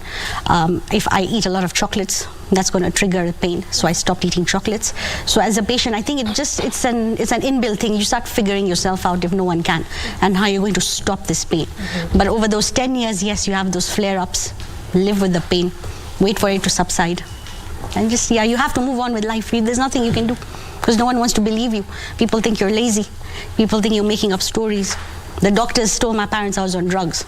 I wasn't on drugs. Within this 10-year period that they still couldn't find what exactly was wrong with you. It's what they were telling your parents. Yeah. Depression and on drugs. Yes. Before I continue further, I want to still stick within this 10 years. I'm trying to establish something because I'm trying to also think in my head and perhaps put logic to it, and I just can't wrap my mind around it. How you'll be treated for something not known, and the medic is giving you this medication and they can't ascertain what exactly they're giving you medication for, but then they're just putting pointers here and there. It could be depression, it could be this, it could be that, but then they're treating you for it. And you can imagine the kind of stigma you're getting around this, because then you're thinking you're lazy, there's nothing you can No one's do. believing you, and you don't know what else to say, because physically you look okay. I mean, like I said, right now you can't tell I need a kidney transplant, but my kidneys have failed. Both of them? Yes. That's what this disease does. That's why it's so hard for someone to believe you. Indeed it is. You don't have to end up in the hospital for someone to But believe it's you. killing you slowly. It is, It does. And you're told that actually when you're diagnosed, that there is no cure. The medication will try to stop the damage, to try and slow down the damage, but it will not stop it. All right. Before I go to the kind of knowledge you had about it at the point of diagnosis, let me come to you, Miriam. You're saying 23 is when the symptoms... Yeah, no, that's they began at when- 15. At 15. Diagnosis at 23. 23. This time, what was your experience? What was happening to you? What were they telling you? You know, when I started feeling sick at 15, I was in high school. So I started feeling sick the normal way. I get sick in school, I'm taken to the clinic, I'm told I have malaria. And then after 2 weeks, I get sick again. I'm told I have amoebiasis. To the extent, even the teachers now started telling me that I'm faking it. But right now, the lupus was being born inside me. At 23, that's when now I started getting sick completely. You can't do nothing. I couldn't even walk. I was being lifted like a handicapped. I couldn't touch a spoon because the nerves are affected. So you're feeling pain. A glass like this, I couldn't do this because you're feeling pain. You even scream. It's like you're touching nails. When you do this? When you just touch like this? You feel like you're touching nails or fire. You know, though you can put your hand into fire, that pain. That's when now we decided to go to the hospital, because now even walking was a problem. So we went to the hospital. I was done almost 30 tests so that they will know what exactly it was. But my first 30 tests, when they came out, I was told I have leukemia. But then again, the doctor said no, so I had to go back and do another 30 tests. And then this test, when you're doing this test, they are being sent out. They're not being done here. So you're told, wait for like 2 to 3 days for them. So by the time the doctors realized it was lupus, I had seen a neurologist, I had seen also a gynecologist, and then I started seeing a rheumatologist. That's when it was discovered it was lupus. But that journey has been a journey of pain. It's been a journey of stress, because it also affected my mind at some point, because all the time you feel you're stressed, and then when you ask why you're stressed, you don't know why. You feel tired, sleepy, you don't want to socialize with anyone. So at 23, when it came out, now I was put on steroids. Prednisone. I was put on steroids for like 2 years. Now, in these 2 years, my teeth now got affected by the steroids. I started having implants, doing implants, removing teeth. If I eat something hard, my teeth cracks. Like a chapati, my teeth cracks. So I have to be replaced that tooth. Just hold it there, Miriam. We are due for a break. I don't want to rush you through this experience. It's important for us to understand what exactly this is. I mean, that's the whole context of having this awareness month. It's class 101 for me as well. So it's quite important for us to all learn. Nonetheless, we are due for a break. Plenty more coming away after this breather. Don't go anywhere. This is Good Morning Kenya. Stay with us.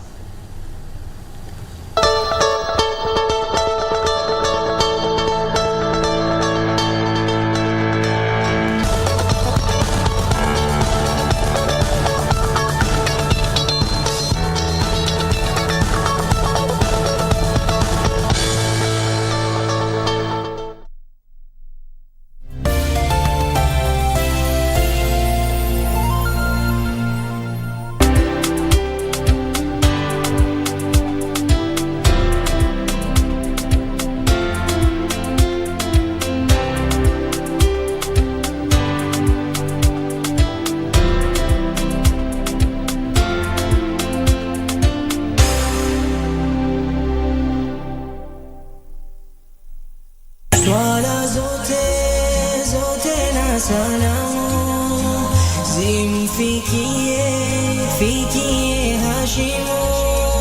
Na ndio maana wale wengine wasiokuwa na imani na Mwenyezi Mungu huamini baadhi ya sehemu, bara zingine huamini kuwa sehemu kubwa ya Mungu mkubwa ni sehemu alikozalika kwa mama yake, kwa sababu akiwa na itikadi kuwa baada ya kuzalika akaweza kuishi katika dunia hii, hawezi kupita tena katika ile njia akaenda kuishi katika tumbo la mama yake. Wakati mwanadamu anapoumbwa katika tumbo la mamake, basi malaika Jibril hutumwa na kuweza kumtajia jinsi maisha yake yatakavyokuwa, jinsi atapopata riski, na pia jinsi maisha yake atakavyokuwa, iwapo atapata furaha na amani ama iwapo atakuwa na mitihani kadhaa katika maisha yake.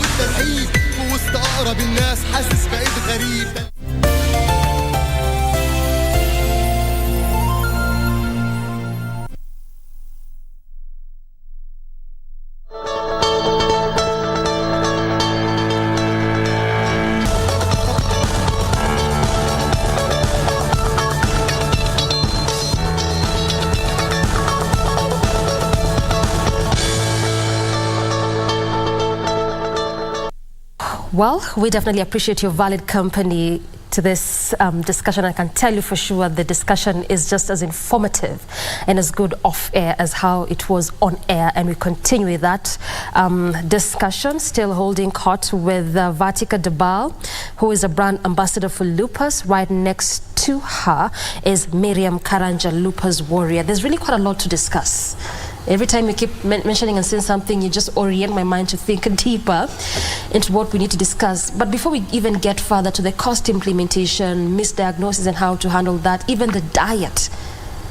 Like, I'm surprised you can't take fruits. And you're told that's the most, it's nutritious, it's good. But then before that, Miriam, you were just telling me about your experience and how this affected you at the point of now diagnosis. Yeah. Yeah. My life completely changed. Everything about me changed. Even having time with my friends changed. Because now you wake up with pain, and then other people, you're expecting to meet people, so you can't. So you have to cancel that meeting. Yeah. The sun also affects me. I can't go out in the sun and just burst outside there and have the vitamin D. I can't. So I'm taking vitamin D supplements, because now the sun makes my lupus worse. So that which we enjoy freely, you have to pay for it. I have to pay for it. And if I really need that breeze, I go under a tree or a place that has a balcony. Or if I really have to get out, I'll have to wear clothing that will actually have to cover each and every part of me. If it's my head, I have to wear a hat. If it's like here, my hands, I have to wear a sweater, trouser, yeah? Because the minute that sun enters my skin, the UV rays, I'll start getting itchy. Really itchy. I'll scratch to the extent I might even hurt myself. It's a trigger for you. Yeah. The management of it is quite a lot. Vatika, it was your miscarriage that got you to the point of understanding what exactly you were suffering from. Yes. How did this happen?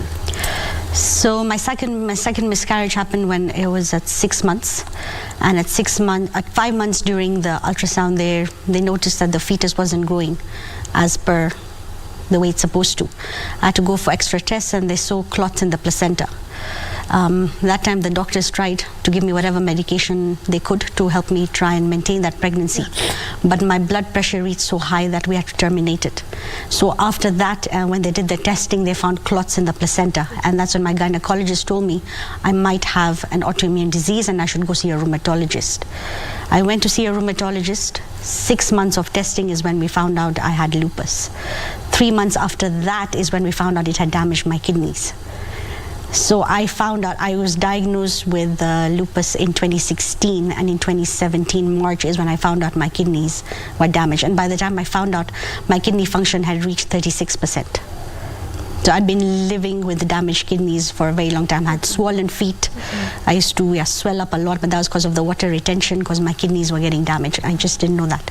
There was protein in my urine that no doctor picked up, but it was right there from day one in all the tests. So then Talk to me about this misdiagnosis. And again, from what you've gathered, also just as a brand ambassador, from your experiences as well, what would you really attribute this to?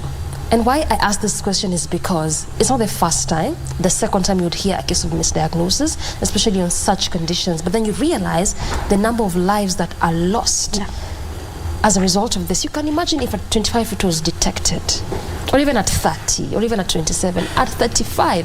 And so you can imagine also this is the point whereby you had a miscarriage. So assuming if you didn't have, you still wouldn't have known what exactly this is. What would you attribute this to from your experience?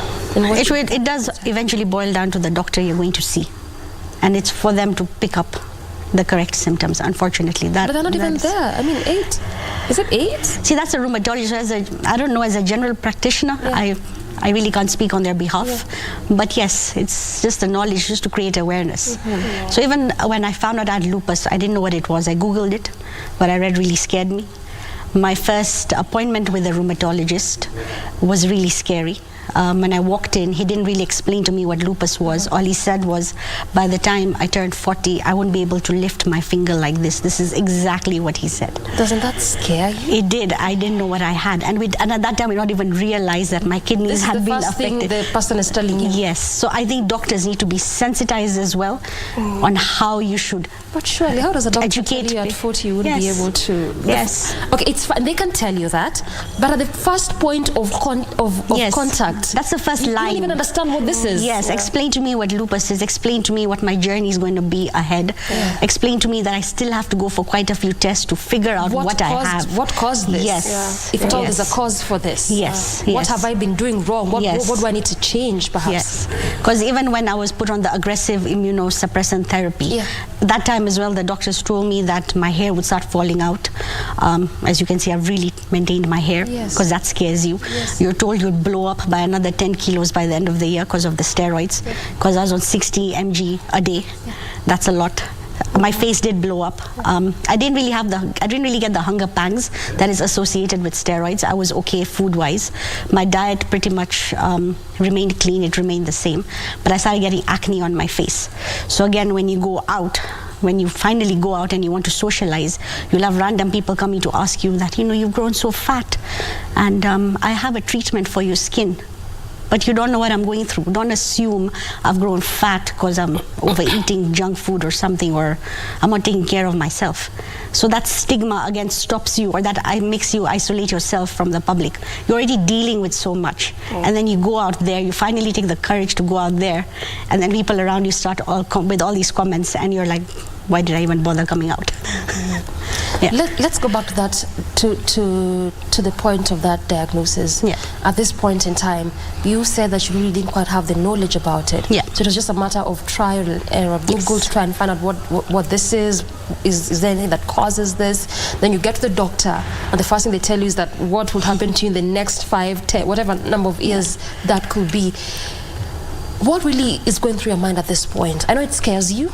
Of course, because you think your life has ended. They tell you about the lifestyle change you're going to have, which is going to happen. As a personality, as a person, you actually die. There's a whole new you that's born. So you're dealing with that, and you're dealing with people reacting to the new you. So mentally, that takes a hit on you as well. That's quite a lot. You are diagnosed at this point at 23. In fact, those are the formative years as a youth. Quite literally, you're trying to explore and live and enjoy life. And just listening to both of you speak, I can imagine the stigma around this condition and disease. At that point of diagnosis, did you know what this is? No. Actually, when I was told I have leukemia, I now started counting my days, because now leukemia is cancer. So I was like, wow, no one in my family has such a thing. So, and then now lupus was discovered, and then I was like, what is lupus? Because it's something I've never heard. So when the doctor explained it to me, I was actually told that I can't get pregnant. And it's every woman's dream to have children, to have family. So my life was shattered. This is the first thing the doctor is telling you? They really need sensitization. You are told you can't lift your finger. You are told you can't get pregnant. And if I do, I won't pass 6 months. The pregnancy won't pass 6 months? The cervix will just open and drop. the lupus will just drop the baby. Okay, wow. So you can imagine, you have the news, you have lupus, you don't even know what this is, and then you're told this is something that it's going to affect your whole body, so your life will change. So whatever you used to do, you'll stop and now adjust to something else. So right there, you're a youth, you're starting to enjoy life. You're like, okay, now what's this? Yeah. Why would a doctor tell you that? Okay, it's and true. then now you're reaching a place you can't even meet your friends to have lunch, to have this fun. People say you're having fun with friends. Because anytime you want to meet people, the joint pain comes. You're in front of people, you can't hold a spoon. So that results you to isolate yourself, because now people will start looking at you at other ways. Like me, there are people who kept on telling me it's like I'm cursed. It's like people in my family did something, so the results are coming to me. There are people who thought I had HIV and AIDS. Because even me, my face had blown completely. I had pimples, I had rashes. My skin was eaten. I had small wounds. It was like wounds all over my hands. So you can imagine. So many people kept on staring away from me, kept away from me. But there are others who understood. And I have family and friends who took their time and learned what this is. But still, it was hard for me.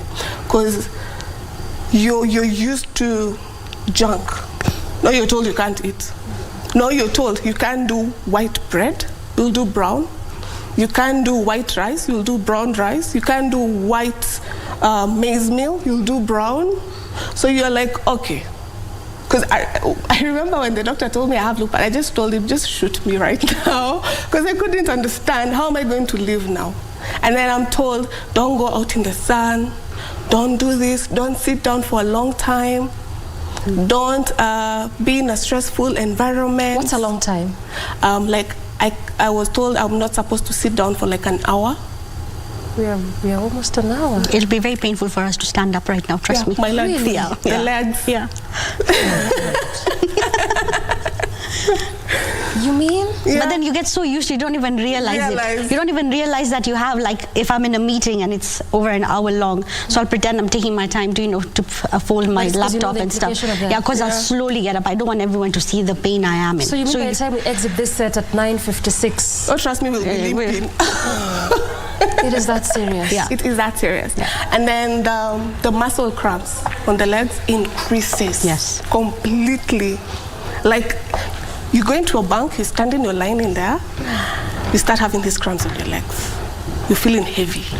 You're feeling dizzy. Your legs start swelling up. There's also the lupus fog. Yes. So you forget things. Like there's a time I went to the bank and I forgot my ATM. And I couldn't remember. At the counter? Yeah, I couldn't remember, what am I doing?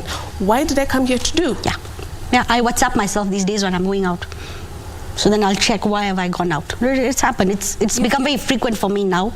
Initially when it happened, it really scared me. So you can leave this phone here, and you around this studio, and you really can't tell where you left it. Yeah. I'll remember like an hour later, like I had a phone and I've left it in the studio. Yeah.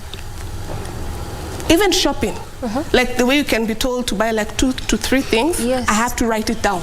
Even if you tell me, as an adult. Yes. Even if you tell me 2 things, trust me, when I reach the supermarket, I will forget. I'll have either to call back home and ask, by the way, what did you send me? This is as a result of the medication? Yes. Yes, it affects the brain. So you start forgetting things.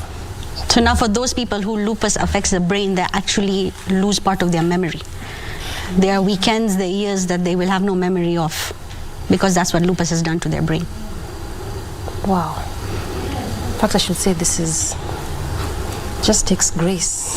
It's not an easy thing to manage. But then we are almost getting strapped for time. But the cost implication, because listening to you speak, both of you speak, and the fact that now you have medication is now your life. Change of diet, and we'll talk a bit about that. But then the cost implication, and also this taking cognizant of the fact that we have very few experts. How has that been like for you? Let me start with you, Vati. So the reason that I say I'm the brand ambassador is actually to get some awareness to the government or to the right officials, because I would really want the immunosuppressants to be subsidized. That is our main source of medication, and it is the most expensive, and that is majority of the reasons why we will die, because we cannot afford those immunosuppressants. So like the way the HIV patients and the cancer patients have subsidized medication, I would actually plead for the government to look at immunosuppressants and put a subsidy on that. But there has been less discussion, conversation about this lupus even as a disease, talk of even its medication. Yes. But that's why you're here. Yes. The cost implication of this from or on your end as someone, as a lupus warrior, I would say, to what end has it dipped into your pocket? Really, really deep. Really deep. Because like for a week, I will, my drugs for 1 week, I'll buy them at almost 2,500. That's for a week? Just for a week. And sometimes more. Because you know when you go back to the doctor, he keeps on adding drugs. So you can, like, I'm doing 15. How many times do you see the doctor? After every 3 months. You have to see the doctor? Sometimes I take longer, because financial strains, because now you know you have to do tests and they're really expensive. You can spend almost 40,000 on a test. On a single test? Multiple tests. Multiple tests. Multiple tests. You can do like 10 tests and then you spend like 40,000. And then you have to pay the doctor, right? And then also you have to buy the medicine. So it's really, really stressful as a warrior. I would actually, like what she said, I would actually recommend that we have insurance as lupus patients, because like you said, lupus is not known and it's not talked a lot. Yeah. So when you tell somebody about lupus, they're like, what is that?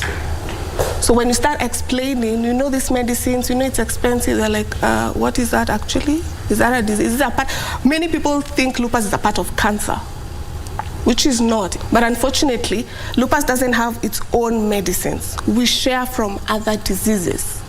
Like you can find a lupus person taking medicine for a cancer person, because he or she has symptoms of somebody who has cancer. But it's not that he has cancer or she has cancer, but it's to treat that symptom, so it will not generate something bigger. Okay. So I wouldn't say lupus has a specific drug that you can say, like for headache I can take Panadol. No, we don't. We just take those immunosuppressants to help our immune system and to help also our cells to be able to fight this disease and to stabilize it and make it to be dormant and not active. I hear you. Yeah. Now that you say that you do share drugs from other diseases, that's why you earlier on had talked about chemotherapy. Yeah. And this is specifically for those with, for those ones specifically who've been affected with the lupus, to which organ? It could be any, so it depends if the doctor is going to decide that maybe that's the way to go. So yeah, so you'll be told to go for a round or two of chemotherapy to totally kill your immune system. So again, it depends on your condition and it depends on the doctor. Like I have personally, I've never done it.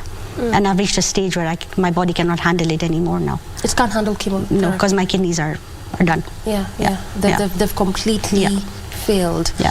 So that, do you think also there needs to perhaps be more study of this? I mean, we just ate rheumatologists, and I did mention this earlier, against a population of 50 million Kenyans, with the whole idea that I would say very few Kenyans know of even what lupus is. I'm not so sure if even many of us know we have a lupus awareness month. Yes. Is this something we need to be thinking about? Yes. Yes. What can be done from where you sit, just as an ambassador, as a lupus warrior, Vatika, before we get to the foods and diet? So when, like I said, I had a plea to the government to reduce or subsidize the immunosuppressants, I was told the #1 challenge is because there is no data on how many people have lupus in the country. So as of a year ago, Kenyatta National Hospital had started a data collection. I don't know how far they are with that. So again, it comes down to the government and to the government officials to actually start this process and to do something about it. What we can do is create noise and create awareness, and hopefully someone will hear us out. How do you do that? Before Miriam tells us how she does it, how do you do that as a brand ambassador? On your social media, interviews like this, PR things like this, that's the only way to get the news out. And the only reason I'm doing this is because in 2018 I actually thought of giving up. And my rheumatologist said, you have to talk about this disease because no one knows what you're going through. If you do not tell people what you're going through, no one can help you. Yeah. How do you do this, Miriam? How do you create awareness? Currently, I'm in a group called Lupus Foundation of Africa. Yeah.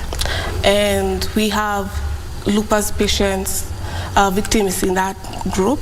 So far, we are like 300 plus people who have lupus in that group. And I talk it out. Just like how I do interviews, social media, my Facebook, Instagram. I talk to people. I actually educate some people, like families.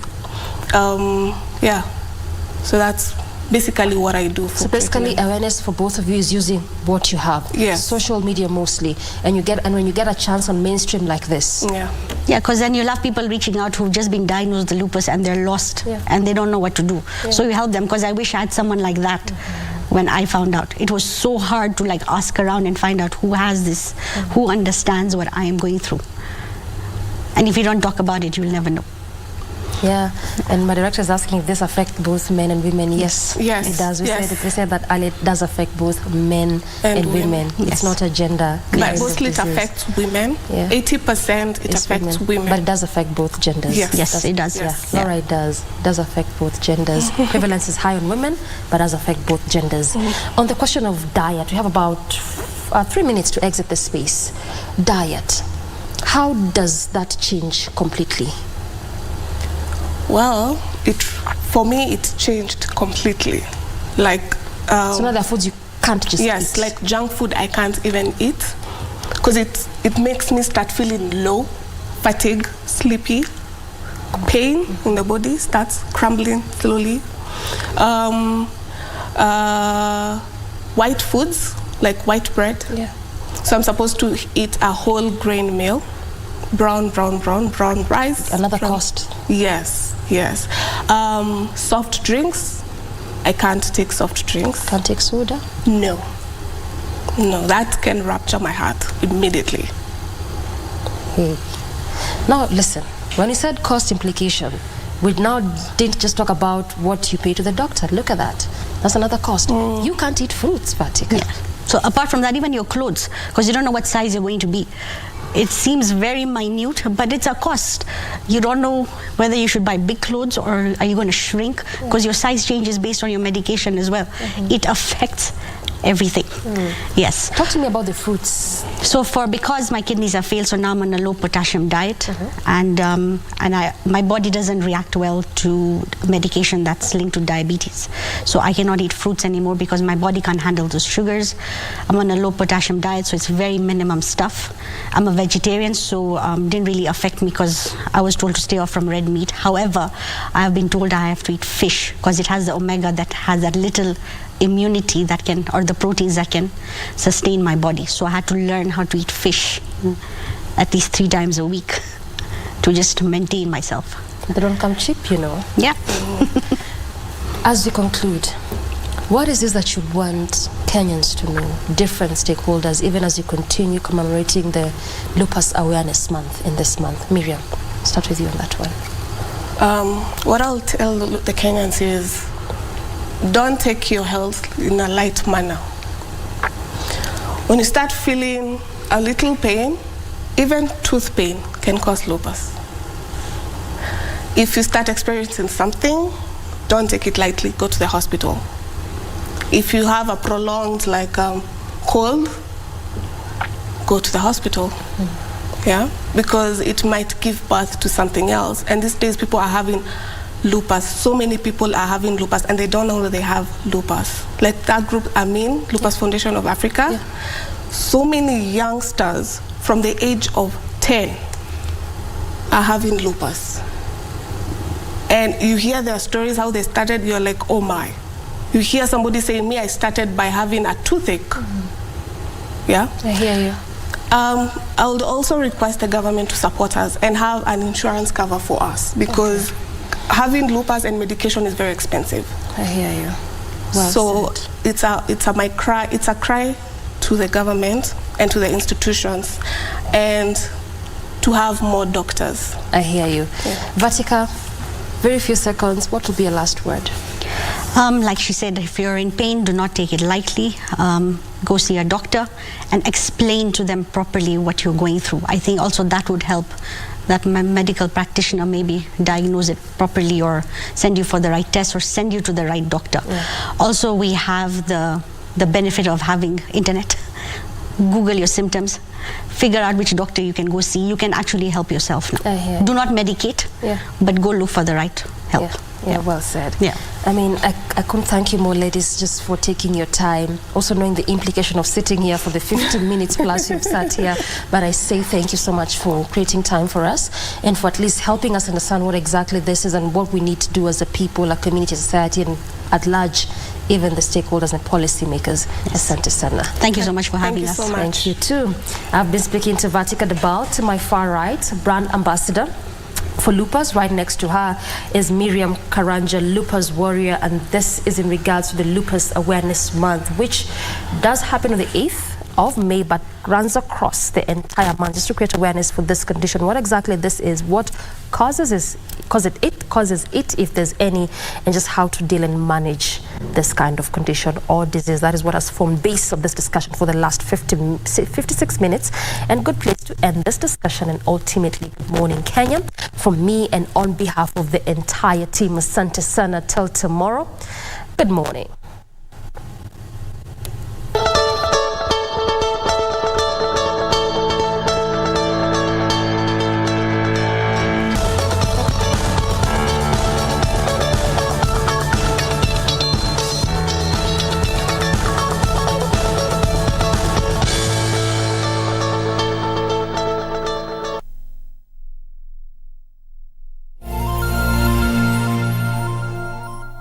What's up, guys? How are you doing today? It's Tayo. Today I'm going to be sharing with you the history, the culture, the lifestyle of the beautiful people of Mombasa. So let's jump right in. Welcome to Mombasa.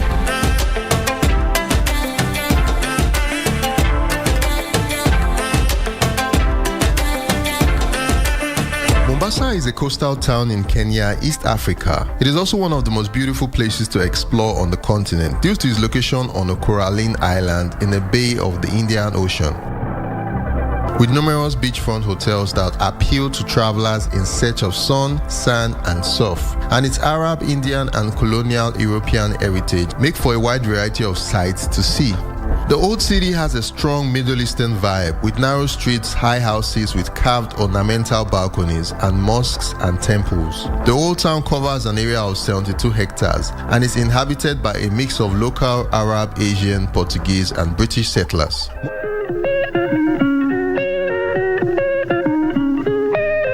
Our first place on the list to explore was Fort Jesus, which was built by the Portuguese and is now a museum. It was built towards the end of the 16th century on the coastline near Old Town Mombasa.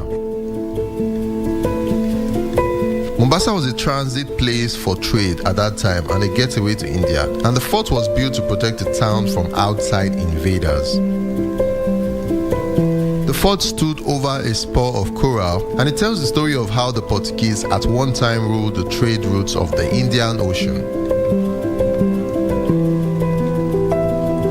I'm learning so much about the history, and you can see all these cannons here. They're facing the water outwards. On this other side of this wall is the water, and this is how they used to defend themselves against intruders and other people who are coming.